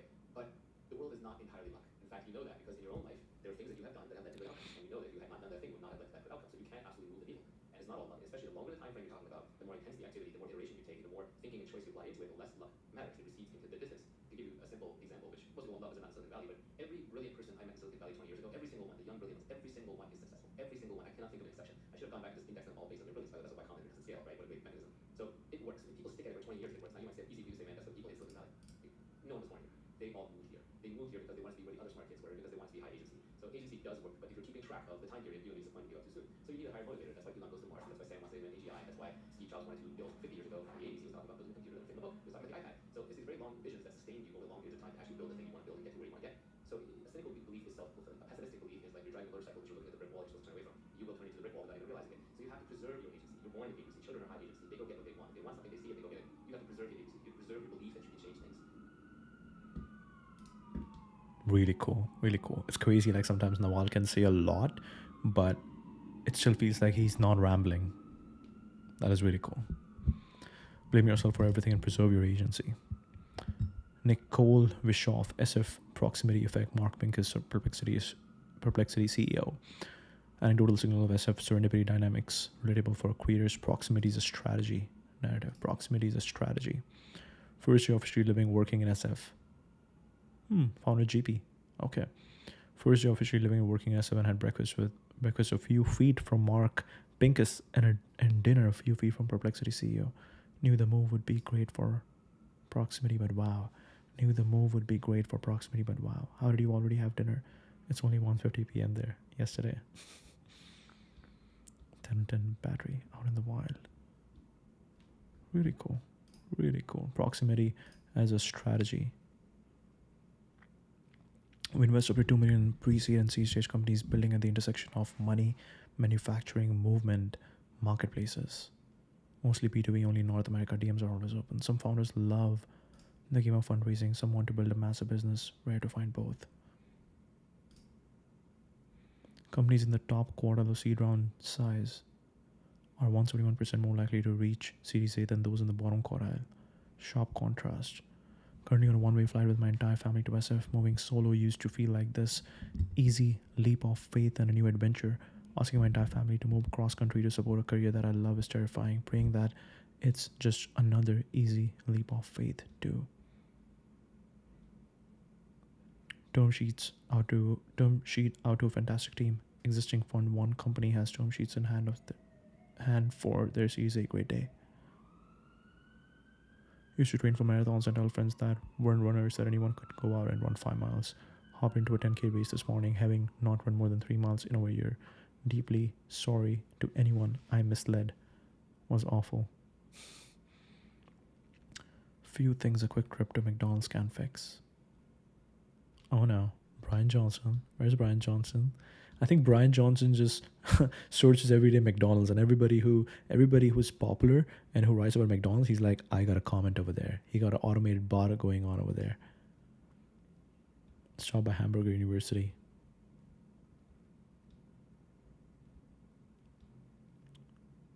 I am surprised that nobody mentioned Brian Johnson over here.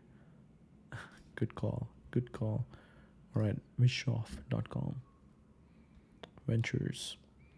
DDY Spine, Beacon, Nickel, Newwood, Topkey, Kifshop. Our portfolio. Whoa. Okay. Vestra, cul-de-sac. Walkable communities. Cul-de-sac. First walkable community of its kind, embracing a culture of belonging, transportation freedom, and thriving local businesses. View floor plans. Come connect with us. This is really cool. Work out your way in a top-of-the-line fitness center and exercise studio. I believe this is in Austin. Be productive or kick back with friends in a resident lounge and co-working area living at Cul-de-sac Temple. Tempe, not temple. Did I write temple? Means living connected with those around you, your neighbors, local business, and the broader city. Our courtyard, church space, and events make it easy to build community. Okay, very cool. Transportation freedom. There are way more. There's way more. Your home, floor plans. Really cool. Shops and restaurants. Live at Cul-de-sac, Tempe. Very interesting. Beacon Nickel Pine. Andre Karpathy. Via Pedro. Interaction is important. Reinforcement learning isn't. Contrarian take aligns with current agentic stacks and supervised interaction paradigms. Content-worthy debate. TLDR. Interaction is important. Okay, prime intellect. He mentioned something on prime intellect over here. Thanks for the shout out. Your call to action was absolutely a huge inspiration for building the verifiers repo, plus everything else we've been doing at prime intellect. Link for everyone who wants to check it out. In the era of pre-training, what mattered was internet text. You would primarily want a large, diverse, high-quality collection of internet documents to learn from. In the era of supervised fine-tuning, it was conversations. Contract workers are hired to create answers for questions, a bit like what you would see on Stack Overflow, Quora, or etc., but geared towards LLM use cases. Neither of the two above are going away. But in this era of reinforcement learning, it is now environment. So like the above, they give the LLM an opportunity to actually interact, take action, see outcomes. This means you can hope to do a lot better than statistical expert imitation, and they can be used both for model training and evaluation. But just like before, the core problem now is needing a large, diverse, high quality set of environments and exercises for the LLM to practice against. In some ways, I'm reminded of OpenAI's very first project, Jim, which was exactly a framework hoping to build a large collection of environments in the same schema. But this was way before LLM, so the environments were simple academic control tasks of the time like Carpol, Atari. The Prime Intellect Environments Hub builds the modernized version specifically targeting LLMs, and it's a great effort idea. I pitched that someone built something like this earlier this year. Environments have the property that once the skeleton of the framework is in place, in principle, the community industry can parallelize across many different domains, which is exciting. Final thought. Personally, long term, I'm bullish on environments and agentic interactions, but I'm bearish on reinforcement learning specifically. I think that reward functions are super sus, and I think humans don't use RL to learn. Maybe they do for some motor task, but non-intellectual problem-solving tasks. Even use different language, different learning paradigms that are significantly more powerful and sample efficient, and that haven't been properly invented and scaled yet, though early sketches and ideas exist. As just one example, the idea of system prompt learning, moving the update to tokens context, not weights, and optionally distilling to weights as a separate process, a bit like sleep does.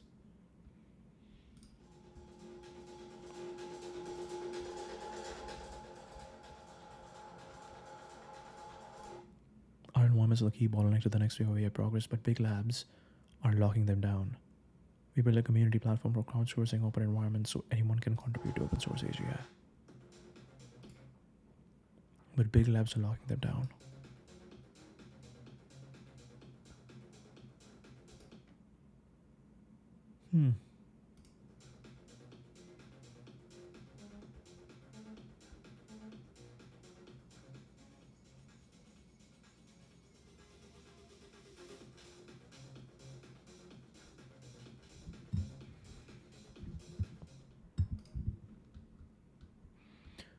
Environments are where agents learn. They define the world rules and feedback loop of state action reward. Everything from coding math tasks to games and multi-turn dialogue evals can be thought of as environments. Without them, RL is just math with nothing to interact with. This is why environments are pivotal to the next wave of AI progress. But while big labs are spending millions buying and privatizing our environments, open source has no comparable way to crowdsource them at scale. We are building a platform and infrastructure to change that.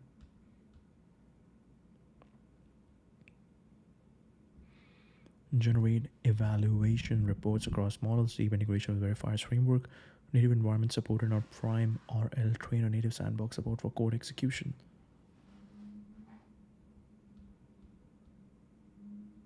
Holy moly. Parth is a friend. He works at Olama. Will Brown.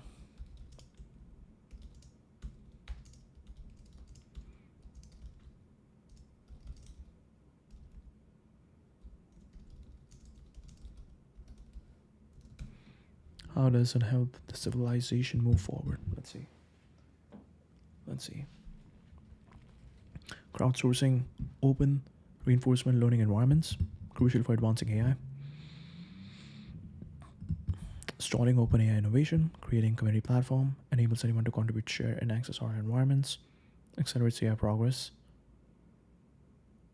Build and test advanced AI agents, driving rapid innovation, democratizes access, removes barriers so that not just big labs but individuals and small teams can participate, fostering a broader and more inclusive AI ecosystem.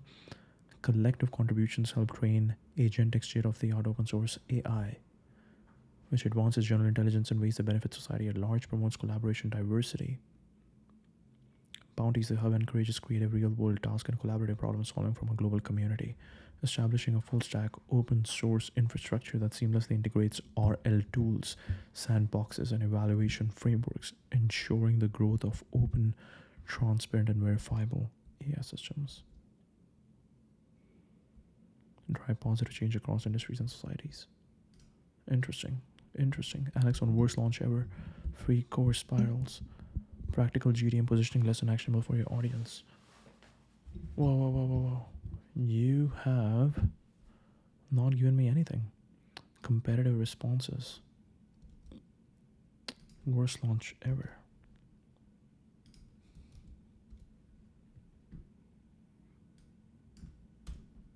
Alex, worst launch ever. Let's see if we can find it.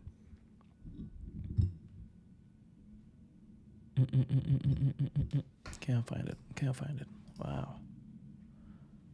Versus free course spiral versus 24 labs. Let's see. This is controversy, but let's see.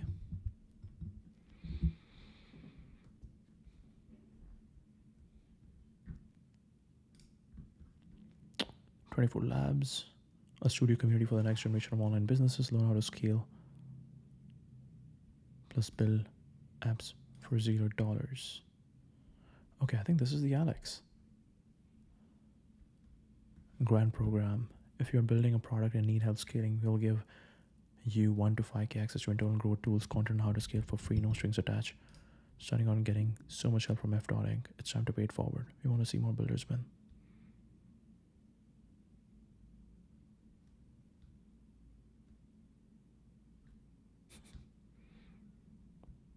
They're doing their own 1 billion views generated, destroying ads with ghost content at 10% the CPM, virality CC. Okay, this is the guy who was like, yeah, I just got a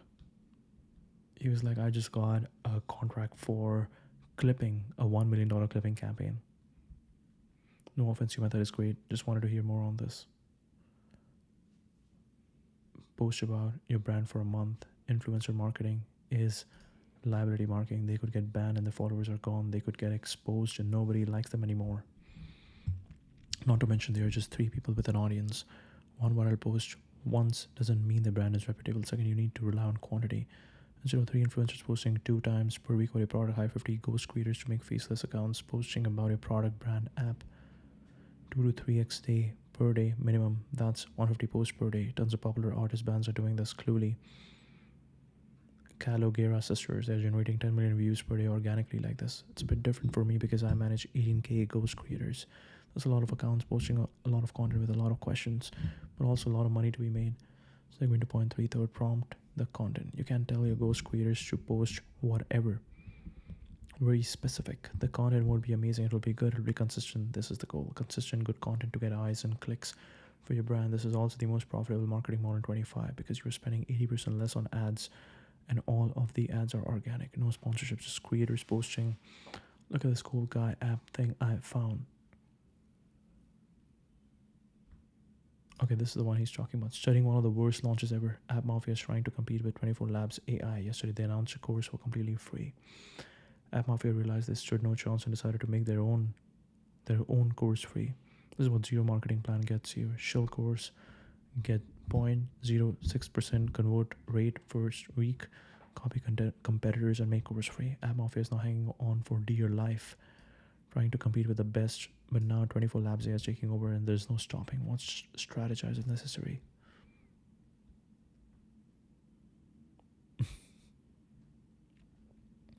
Oh, he's part of App Mafia.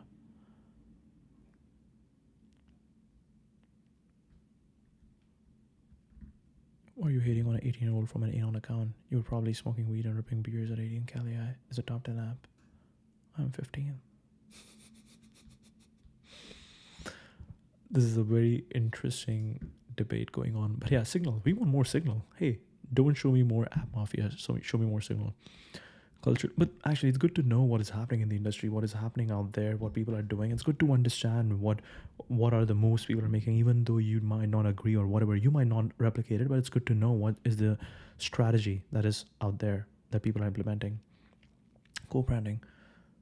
Modern relationships as co-branding. Culture analysis with strong engagement potential crossover with your philosophy, content, culture pieces. Very interesting. Co-branding.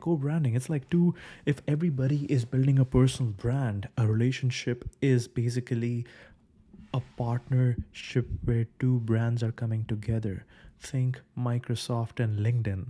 Think Salesforce and Slack. How much is Salesforce influencing Slack versus how much is Microsoft influencing LinkedIn? Even today, Microsoft and LinkedIn both have their own strong, different brands. Or do you want something like X and XAI, where both of them just blend together, where XAI is the research lab and X is the Twitter account?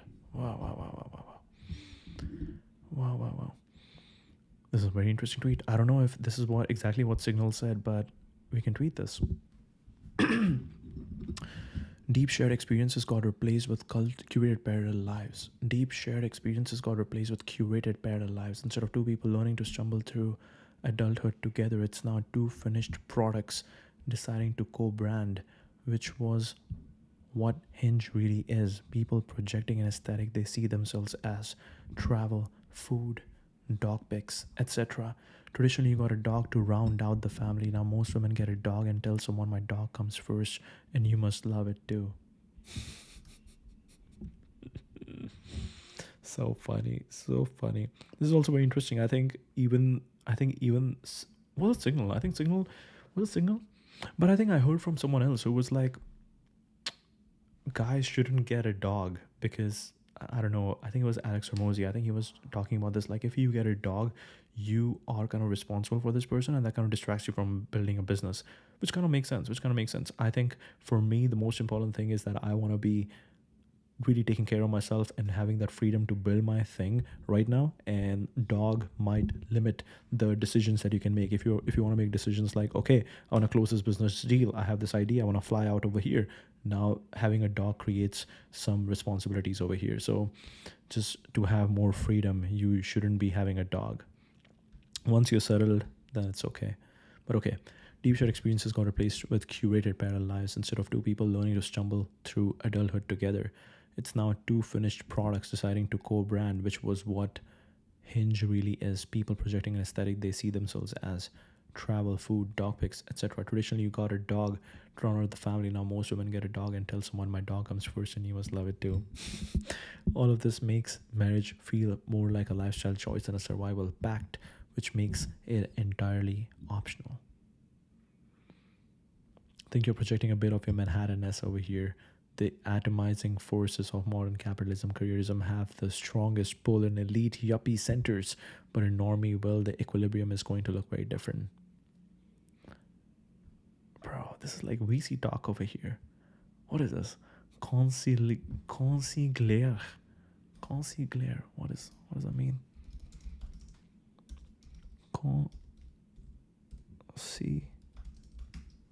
Is that just concierge? Advisor or counselor, especially the leader of a criminal organization as a mafia family, where this person often served as a trusted confidant who offers advice, mediates disputes, and sometimes represents the boss in important meetings. Advisor, consigliere. So you have to pronounce it in an Italian way. Consigliere. Consigliere. Derived from the Latin. Okay, got it. City council individuals elected to provide advice in official roles, not just in criminal context. Got it. Although my thesis is that culture spreads so fast and equally that even normie world behaviors change drastically quickly in the same fashion.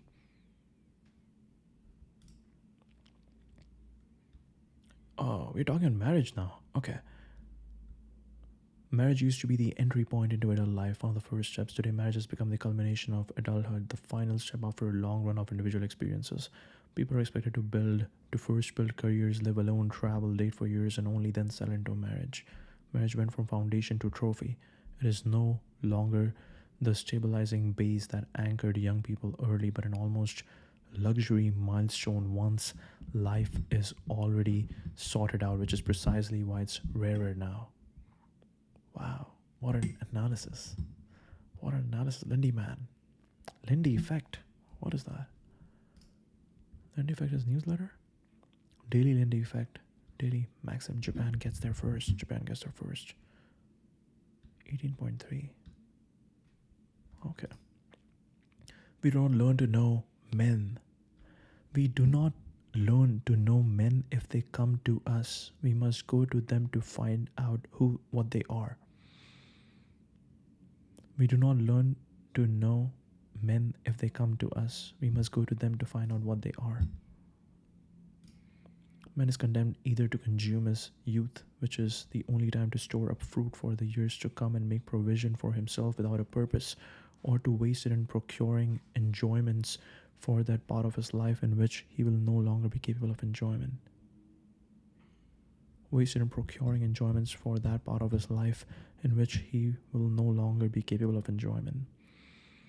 Condemn either consume his youth, which is the only time to store up fruit for the years to come and make provision for himself without a purpose, or to waste it in procuring enjoyments for that part of his life in which he will no longer be capable of enjoyment. Wow. The great remedy for slander, just as for troubles in the mind, is time. If the world condemns some projects or courses of ours, whether they be good or bad, we need to do nothing but persevere.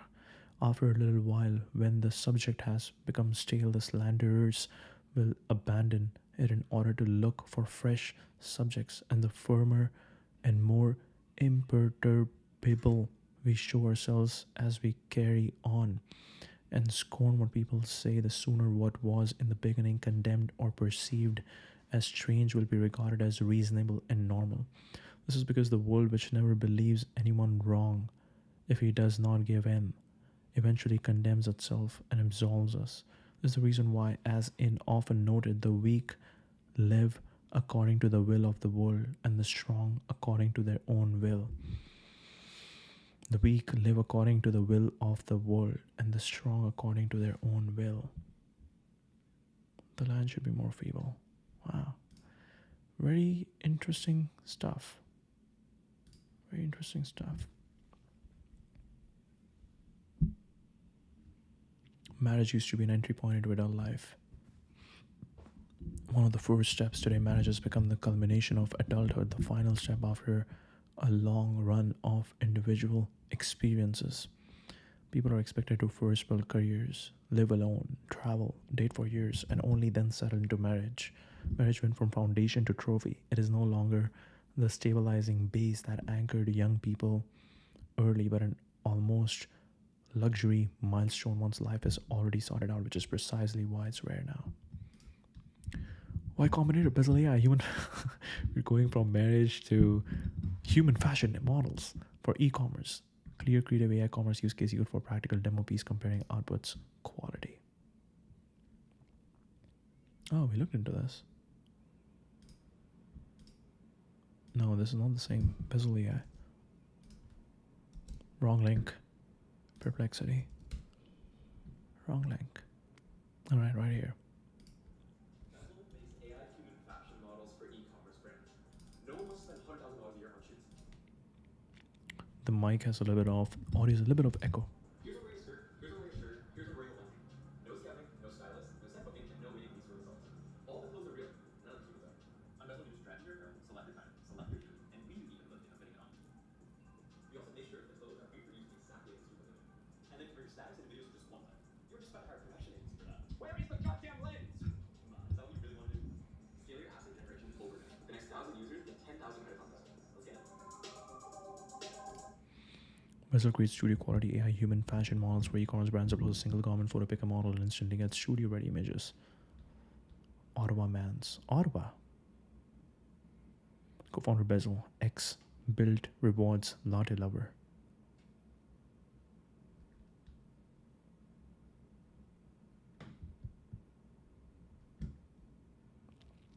Excited for you guys to disrupt the space.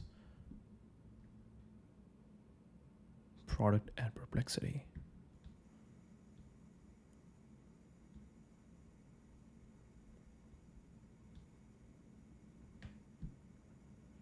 Josh. X product AWS and startups.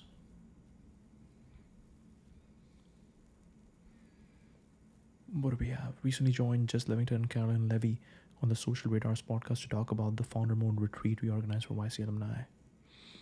When storage got cheap, Dropbox's profit margins exploded. Now human-like smarts are getting cheap. That's the opening for tiny teams to go to win big. Founder mode playbook here on Social Radars. What is this? What if we just connected SF to New York?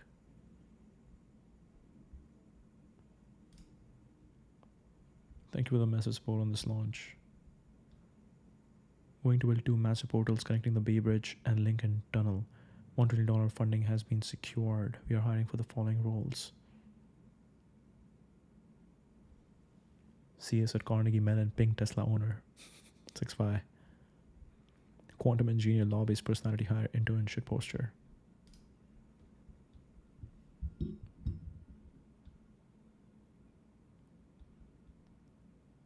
Build mobile apps in a minute.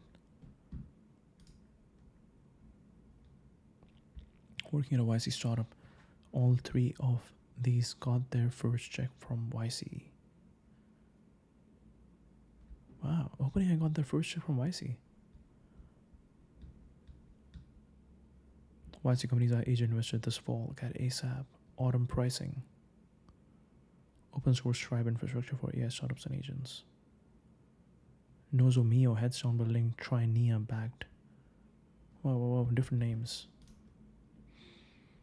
Why founder mode matters. How the concept is evolving. Later, sitting down at the YC founder mode retreat. Welcome, Gary. It was such a great conference. It was super fun. It was just amazing. Right now, I want to talk about founder mode because I was talking to founders this morning at breakfast, and they really felt like Brian's talk last night resonated with them. And it's just so crazy that he sort of unlocked this concept that a lot of people have been silently grappling with. Like, am I a bad leader because people are pushing back on me and not wanting me to talk to their teams? It's just such an interesting concept, and I think we got to do more to talk about it openly. And especially right now, I mean, a year later, the AI boom has continued to be crazier and crazier, and embedded in that is this idea that maybe you don't need 8 layers or 10 layers of people. You have a lot more you can do just by using AI agents, and that's certainly what we're seeing in startups right now. These companies, probably 1,000 of them that came to this conference the past couple days, got to tens of millions of dollars in revenue, literally with only 5 to 10 people. So that's the first time that's ever happened. Yeah, definitely. We're trending towards founder mode being almost easier to accomplish because you really are going to learn and can do a lot more with less. Yeah, maybe that's the lesson there. I think Brian said last night in this new age of AI, all startups are going to have to reinvent themselves. Do you think that's true? Yeah, definitely. I mean, we're seeing it. I think even the huge startups that are already unicorns and decacorns, we're from this conference. I feel like we've heard lots of stories of suddenly people's margins and profitability are just going up through the roof. So do you remember when Dropbox came out and then they held their prices pretty constant, but then the price of hard drives came down so much that Dropbox went from something that people said, oh, how's it ever going to make money, to suddenly, oh yeah, it's making a lot of money. Actually, yes. I feel like what happened for them with the price of hard drives, that's about to happen for just human-like smarts. Yeah. You just have AI agents. You instead of having to hire 1,000 people to do some process, literally just zap the rocks, and the rocks do even better, and it's more people. And companies that were sort of barely profitable or twice or even 10 times as much money to put into growth. And so everything can happen faster. The living reagents are now less and less actually the people. And when you don't have to have that many people, actually it's less and less money also. Like we're gonna have way fewer companies run out of money because they couldn't impress that next investor. So this is all really good news for startups. By the way, too, like more money, but more clarity on how you want to spend it, and it's not necessarily going to be on human capital. This is sort of what I think you're saying. And I think what we're trying to do here at YC is actually that there's not going to be some fixed number of 10 startups a year, the only ones that could possibly be valuable. I think I would argue YC very actively helped turn that from 10, maybe 10 or 20 years ago to 100 today, every single year. And I think that we're finding 10 or 20 of the 100 that really matter. But then in another 10 or 20 years, don't you think that would be 1,000 companies that really matter? And Definitely, wouldn't it be? Yeah. Our hope is that we're finding half of them. Yeah. What have been your exciting takeaways from this retreat that we've just been on? The most interesting thing to me is that because all the founders are all the way in the weeds talking with all the AI labs, they're actually implementing these things in Fortune 1000 companies. I guess we just got a front row seat to see all this stuff is real. Like out there, you open up the Wall Street Journal and you read AI, and it's very easy to say, oh, none of this is real. This is just Silicon Valley doing this thing again. And then when you come here and hear the stories of people working their 80-hour weeks trying to build these new businesses, but they're working and they're awesome. And then you know the dynamics of what's happening in AI. I think that's kind of the good news. The best news I heard from this conference is actually that startups have a chance. That there's another view of AGI and super intelligence coming, that there's going to be fast takeoff, and suddenly like nobody's going to have any jobs or nobody's going to have a company or startup anymore. And I think that we might be entering this moment where the scaling laws are not, they're sort of slowing down a little bit, and that gives everyone a little bit of a break. Like that's actually really good for startups. People can actually rush in and create new things and establish a beachhead and sort of expand. And I think that's a really actually. Eric, did you have any founder mode stories from before you got to YC when you were running your business? I mean, I guess candidly, I feel like similar to Brian, it really resonated with me that he said, oh, I feel like a people pleaser. And I think you and me many years ago, and I think you would probably say that I was a people pleaser. And and I think the moment where whatever you're working on, it might fail or it might die. That's when like a CEO is probably truly born, because then you have to let people go. You have to really make a lot of people quite upset. Yes. And then how you can tell if you've been through one of those crises is that on the other side of it, all the worries that you had were basically not valid. Like, it was actually fine. Not like it didn't happen. Your worst case scenario in your head, like we're gonna do all these things, everyone's gonna be so mad, and then you do it, and everyone's happy. Happier, exactly. Yes, Brian always says it's really hard, but everyone is happier afterward. And then I think that's the path for founders too. I mean, at YC we fund really technical people who I wasn't a jock. I didn't do team sports. Like I didn't really have a part of my brain that spent a lot of time thinking about team dynamic or how I get people to do things per se. And then at some point you make a bunch of stuff, people seem to want it, and then you're going in this direction, and you kind of have to learn. You can't do it yourself. Like that was probably my path actually. I came up as a designer and engineer, and I just wanted to make everything. I didn't want to delegate. I didn't want to hire people. If I hired people, I'd give them sort of like third rate jobs. Like, oh, here's this thing that you can't possibly screw up. Like, I'll do it. It's fine. I'll just stay up late, or I'll sacrifice my body and my sleep. And then you get older, and you can't do that actually. And then actually, it's wrong. Like I feel like my YC startup, the story was I needed to turn into that CEO. I needed to delegate and spend all my time hiring. And it was great that I could do all the functions, but the org and that startup needed me to stop doing all the functions and hire and manage and actually lead. Yes. And that's why my first startup, Farcaster, I didn't step up, and that's why it's over 20 million, which was amazing and changed my life, but it wasn't what we thought it could be. Yeah. Did you say any details when you were at Farcaster, even though you were trying to become that kind of CEO? Oh gosh, I mean, if anything, I was only in the details, and I didn't delegate at all. So you found a mode. Yeah, exactly. I mean, I think there's something in the middle, right? Like founder mode is not you're a tyrant. Founder mode is also not I'm going to go up into the sky and not pay attention to anything. Right. But it also wasn't what I was doing in my first YC startup, which was that was IC mode. Brian said last night, lead with empowerment and not autonomy. And I think that I don't even know which Brian we're talking about. We're talking Brian Chesky or Brian Armstrong. that's what captures the essence. You want to be partnering with people and showing them by example what good work is and what a good product is, but you can't say, okay, you're on your own. Yeah, because then you lose control's not the right word. Then you don't know what's happening in your own company. Yeah. Some of it's just accountability, right?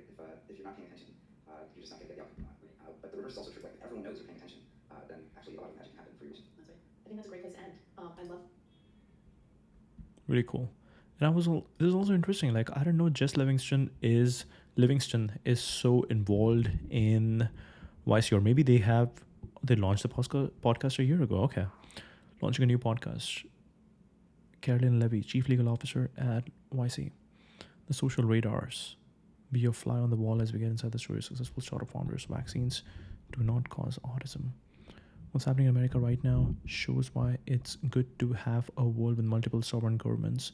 Research on mRNA vaccines, for example, can continue in other countries, even though it's being blocked in the USA.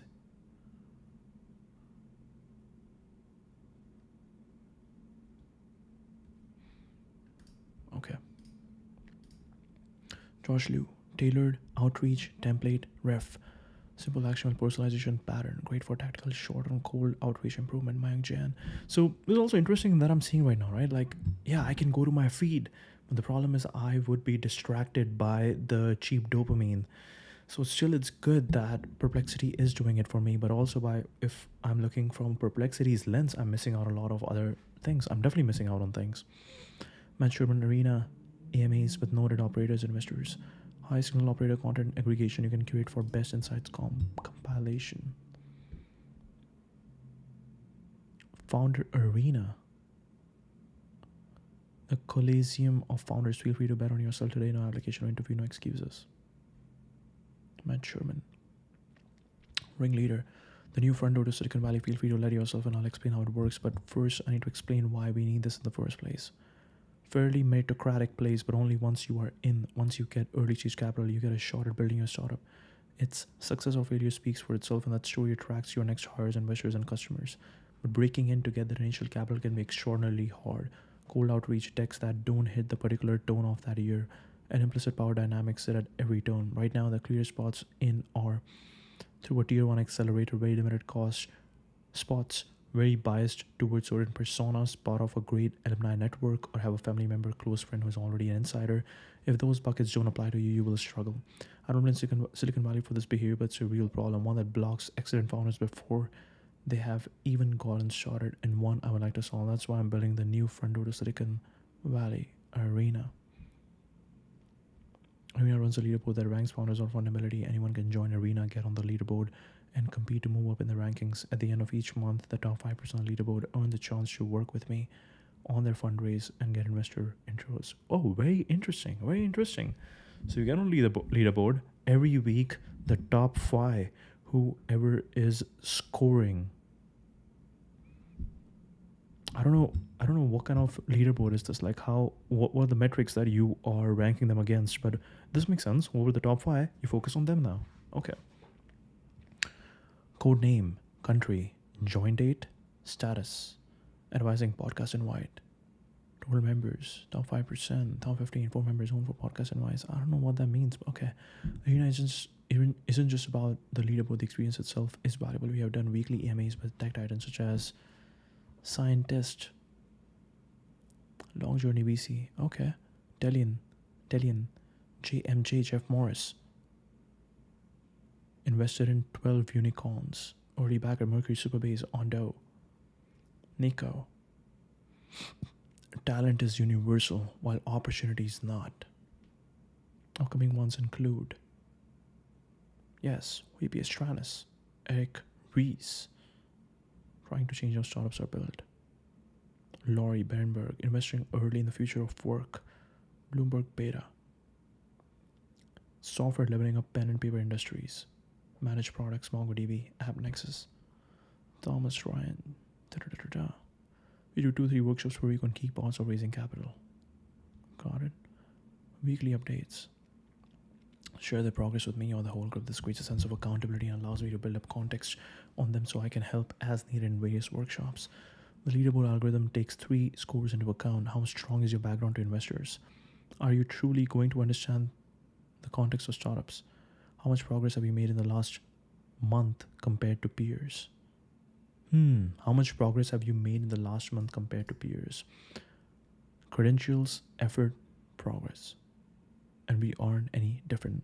Having a good background will help your ranking. We have a lot of opportunities for you to learn the fundraising craft. If we see you are showing up, that matters to us. He's kind of making a pipeline for he's kind of building I think community is going to win. Community in general is going to win. What he's doing is he's building a pipeline for his podcast right now. We combine these 3 scores to rank every founder on the leaderboard from most fundamental to least. Participants are listed publicly under code names, and the leaderboard is live. Everyone can see where they stand. Code names. Midnight Amber. Viper Strike.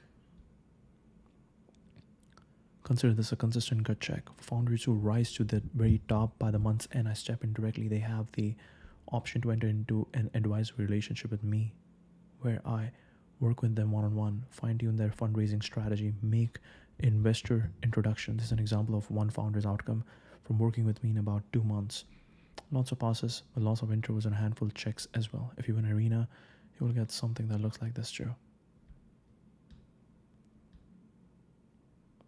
In a perfect world, this allows top founders to skip the accelerator phase entirely by winning Arena and working directly with me. The economics are better for founders and for the investors who will eventually back them. To give you an idea of our network influence, I have warm contacts at each of these firms. Many have funded companies in my portfolio. Most have taken intros from me and all engage with the deals I send. 1517. AVC, Banana, Bedrock, Bloomberg, Boost, Chapter 1, Coalition, Compound, Draper emerging. First round. Founders Fund, yes. General Catalyst, Goat, Greylock, GV, Hustle, Initialized, Kleiner, Khosla, Launch, Lightspeed, Ludlow, Maven, Menlo, NFX, Nike, Valiant, Pareto Paradox, Pasadena,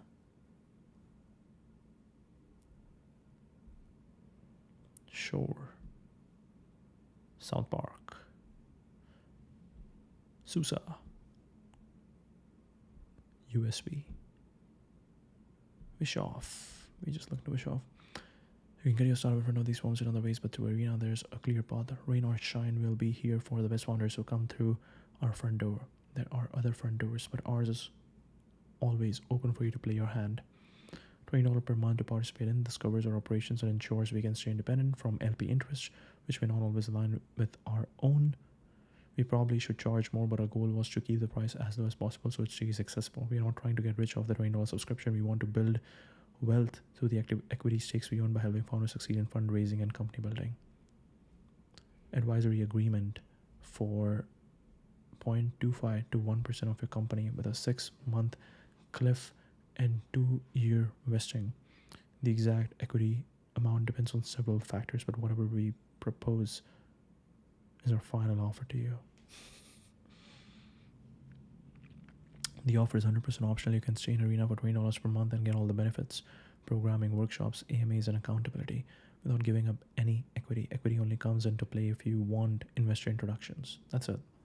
No application, no interview to prep for, no waiting period. Come as you are, compete, and earn your way into the center of Silicon Valley.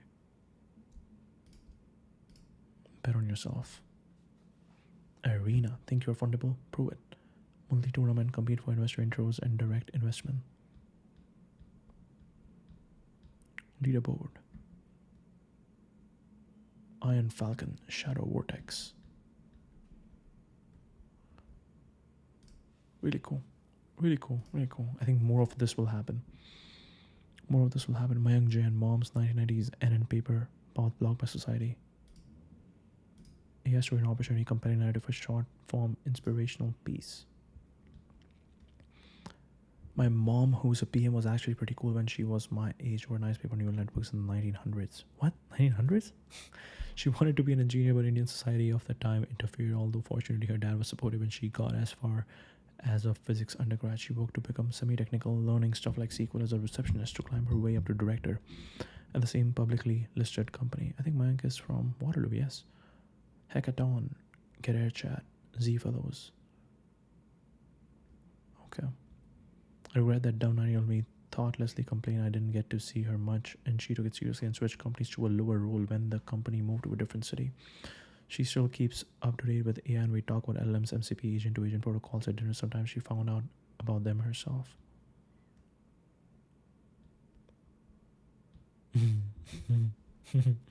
Man said 1900s.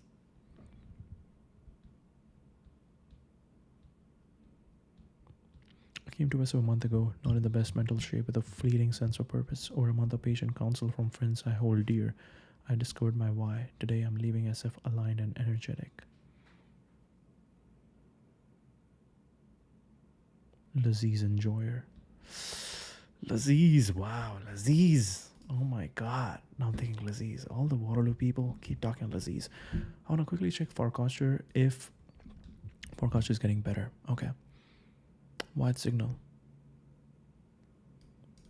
Clients, ecosystem stewards. Clearing is 15 million. Okay, Clearing has also announced our Farcaster. That is amazing. Wager. Let's go. Okay, congrats.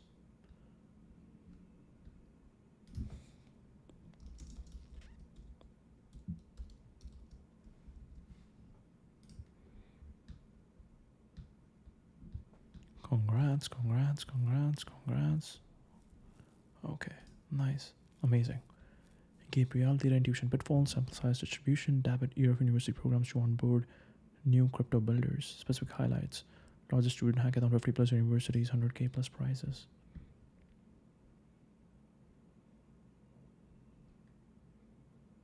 Policy working directly with students and universities. The mission is to onboard net new builders and young people into crypto. Hosted largest student hackathon in crypto history. Participation from 70 universities during a summer tour.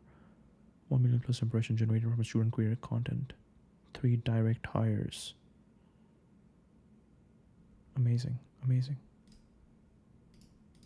It would be that dozens of these students have gone on to found YC-backed startups or land jobs at top companies such as the Ethereum Foundation, Coinbase, Succinct, Gemini, Blockchain Capital, and more. Eigen Labs are 3 direct hires as interns at Eigen Labs, student conference tour, Stanford, Yale, Cornell, USC, UC Santa Barbara, Harvard, now active in a Telegram community. Landed jobs at top companies, founded YC-backed startups. 3 student interns from the university program. Esvara, who is a student at Stanford, Mason, who's a student at Berkeley, and Han, who's a student at the University of Washington. And before I go further, I want to thank all of the students who participated in the program. It's been an honor to get to know you all, and it's been really cool to see how quickly you've all progressed in your careers over such a short period of time. Now, I want to recap some of the highlights. To kick off the program, we hosted the largest Web3 student hackathon in crypto history. Eigen Games at Nintendo. Eigen Games. 10 days, 50 plus universities, 84 in-person student builders, and 13 partners, including companies like Uniswap and AWS. $100,000 in prizes just for students. This was a great way to kickstart momentum and connected us with the majority of the top blockchain clubs in North America. From here, we were Really cool.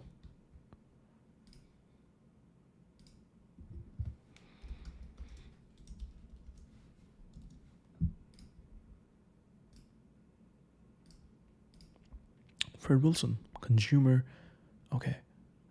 Influencer investor, making user perceived readiness for consumer company, touches UX, trust, behavior change, and policy timing. Fred Wilson. Whoa. Okay, we can go over here. I'm a VC. Partner Nick Grossman's podcast with DWR and V, which dropped a couple weeks ago. Building Farcaster. The roughly 5 minutes from 53 is a great description of why Farcaster is amazing place right now. Okay, very interesting. You guys have been at this for almost 5 years now. It's grown a fair bit. You've really built a big community of developers, a really engaged, committed user base, I think. We're sort of at this moment where there's a lot of new primitives at hand, including all these AI primitives. So I always like to come back to this idea of the adjacent possible. So like what is possible today that wasn't possible 6 months ago, and how does that inform, what you think about doing next for the network?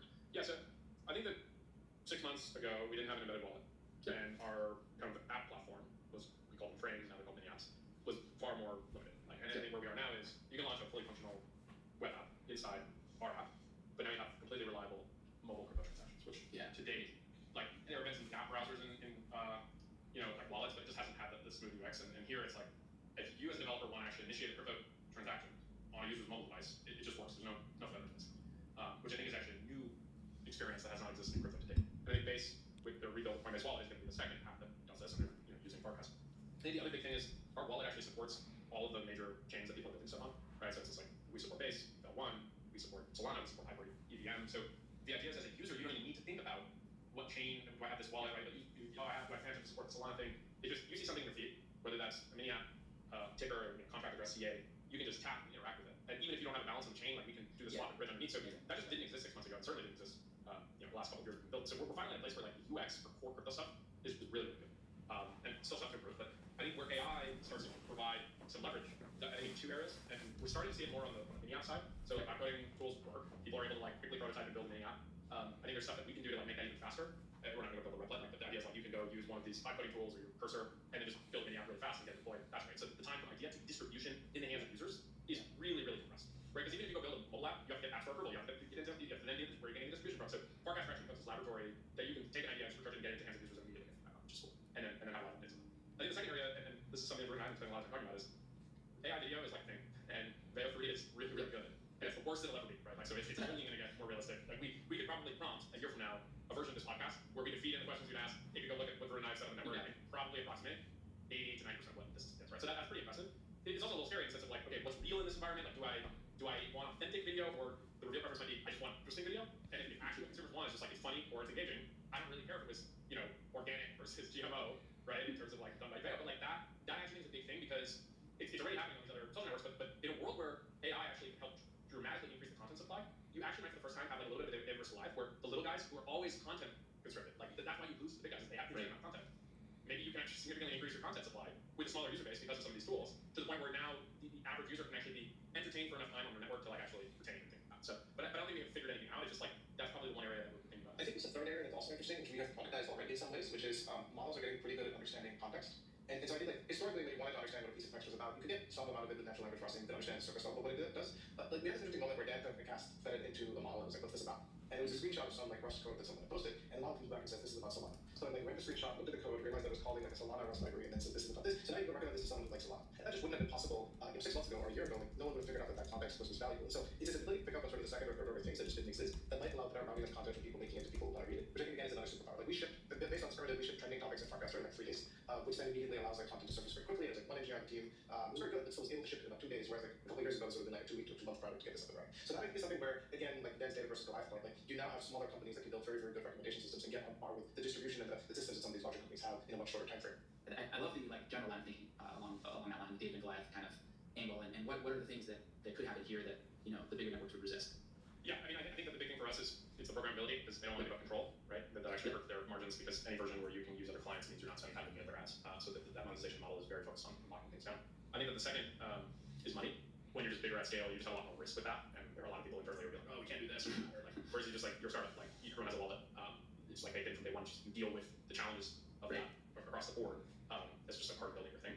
And then when you mix those two together, it's like programmable money on a network. Like I think a big company that's used to control doesn't like that, right? We're gonna have money. I think X is known they're gonna do X money. Like most likely they're gonna do is PP payments, and it's the simplest thing. Whereas like giving full programmatic structure to everyone on X, I don't know if that's perfect code as well. I think the big challenge is we need to find a growth vector that can like actually grow the network, because I think if we can get 10, 100,000 X scale through whatever set of tactics, that is actually where I think a lot of these benefits really unlock. Because like we're seeing the glimmers of it today, just like we just need more people in the network that can stick around and find it useful. Like I'll give you an example. There's a mini app called Miniword. It's a miniature crossword, right? So think New York Times crossword puzzle, but generally it's 5 by 5 or 6 by 6. It's got a group of very passionate users on the network. And what's cool about it is when you finish it, you immediately see yourself on the leaderboard, like how fast you finish the puzzle, against everyone else in the network that's in your social graph. And if you actually think about this, like this doesn't exist. Like Facebook doesn't have apps anymore. But people actually, there's like a whole joke. New York Times basically at this point, it's like cooking app games. Like literally, like there are a whole bunch of people who subscribe to the crossword puzzle or whatever. But there is no social network there. They don't have a social graph. And so I know from my parents, like basically the way it works is you fill out you finish your puzzle and then you text your friend and be like, you finish it, like how do you do it? But like it's so obvious when there's like a permissionless social graph for this that it's just like this is more fun. And like people share their scores or they complain about today I did really poorly, which then provides distribution for the app, which then people click in and then go play the game. And so like small little microcosm, but like that is genuinely a better app because they were able to tap into the social graph, but didn't have to do the whole star problem of like, hey, I'm Miniword, now I need to build a giant social graph. This is not gonna happen, right? I think mini app is going to be a really big unlock because you're giving people yet another surface area to distribute through this open social graph that has all of these properties. And social games have always been fun. Games also have an ability to abstract some of the crypto primitives too in a way that makes them make more sense. I think you're onto something, and I think it fits with this sort of crypto aspect as well as the openness aspect. So this morning on Farcaster, I said I was going to have you guys on and I asked people to suggest questions. So I'm going to do a couple of those. Noah mentioned the plywood tweet room. What was the plywood tweet room? I mean, Noah is pretty famous because he's fresh invented it with Tweety, like one guy, like this can happen. And I think it may change with AI getting better and better, like as this stuff improves. There's a hackathon project that we built that was for sharing secret stock and all this stuff. So we were very, very bullish on like identity, encryption, privacy. And we started Farcaster with a very, very strong POV on building encrypted messaging. And I think the thing that we quickly realized was that encrypted messaging is actually very, very hard to get right, and B, like 10x harder to get right in a decentralized context where you actually want other people to have access to that. And what we ended up with was this product that was technically very impressive and built on a lot of cool stuff, but wasn't what our users wanted. And we were just sinking massive amounts of time into getting what was just a basic feature of a platform. And there was a day that, I think we had sort of galaxy brain ourselves into being like, this is important, like how can anyone build a product without this? And we just went out and talked to users one day and we were like, okay, we don't think this is gonna like be doable with the team that we have in the time that we want it to be done.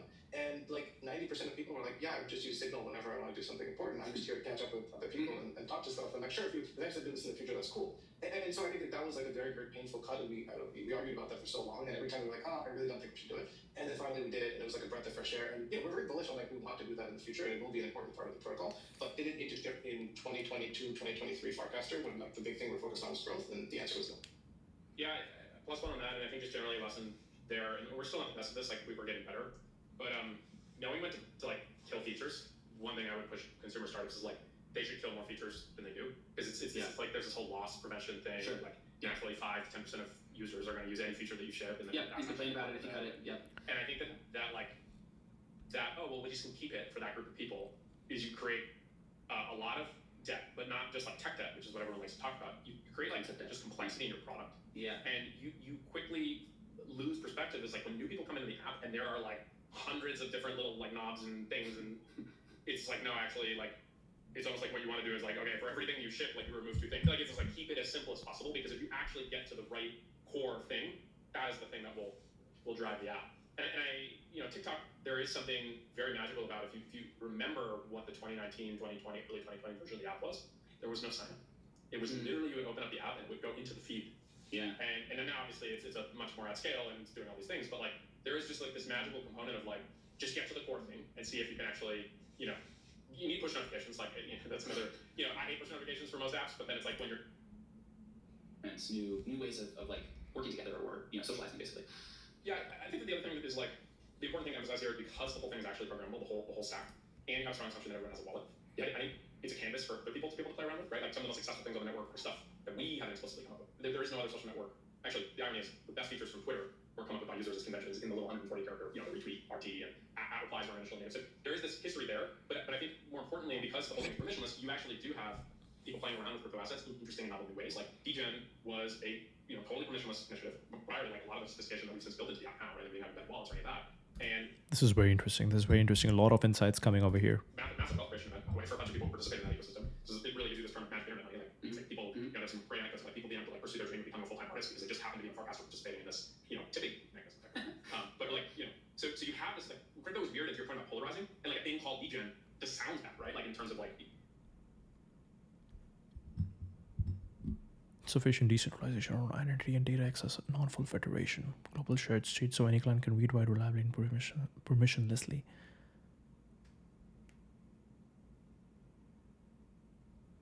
Regulation were ready back then. Today, cheap block space and improving regulatory clarity make decentralized social more feasible, shifting the bottleneck to talent and distribution, not infra. A real lesson about decentralized social protocol. Over-rotating on architecture was easier than driving user growth. The hard part is building something people spend time on. Protocol purity is a participation trophy. If you don't grow users, they wish they would bias earlier toward acquisition product over protocol debates. Centralize what helps UX, single global identity data consistency versus via global state. Decentralize what matters, open read-write access to raw data and identity. Heavy federation due to UX complexity and inconsistency across servers. New interaction primitives. Replies, tipping, airdrops, token-driven engagement, and creator earnings. Stablecoins are key for on-ramp simplicity and payouts. Embedded wallets reduce friction versus requiring separate wallet apps. Money in feed becomes a native social action, not just content. Mini apps.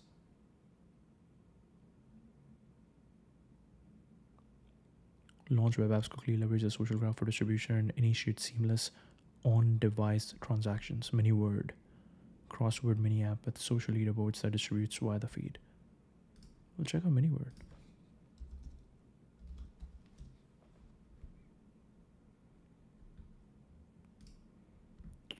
Mini word. All right, let's go for a quick one.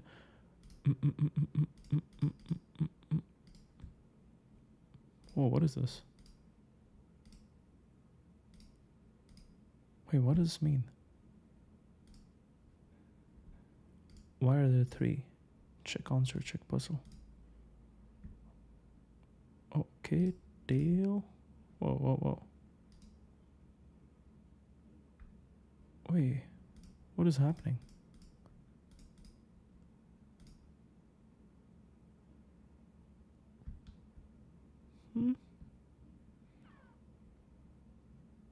Wait, I don't know how to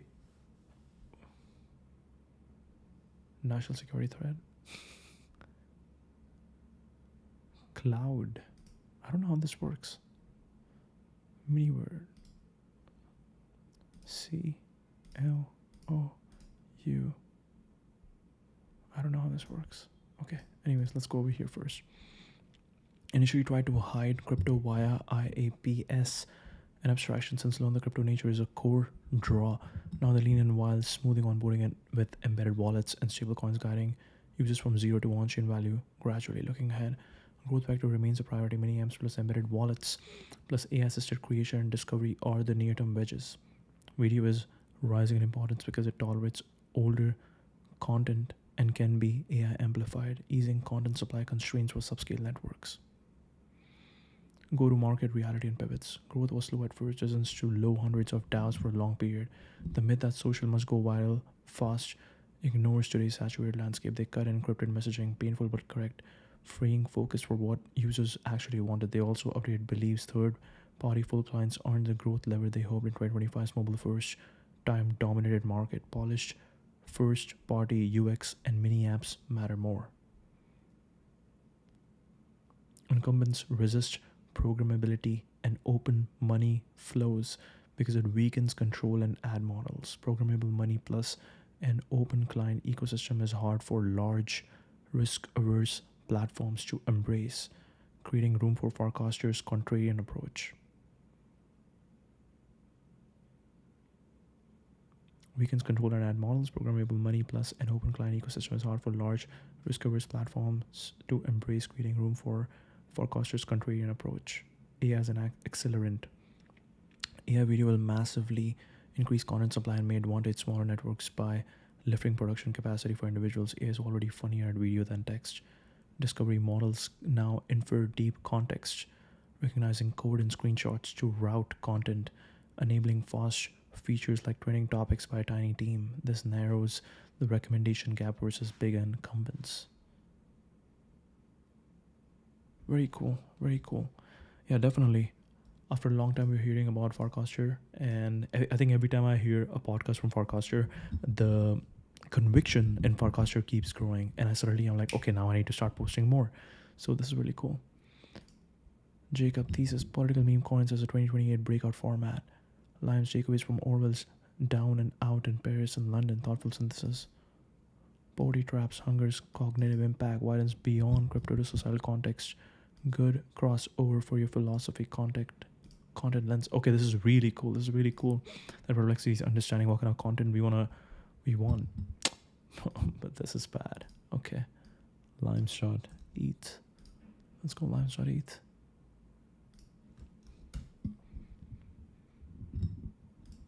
What is he writing about? Stewards at Enos Chow.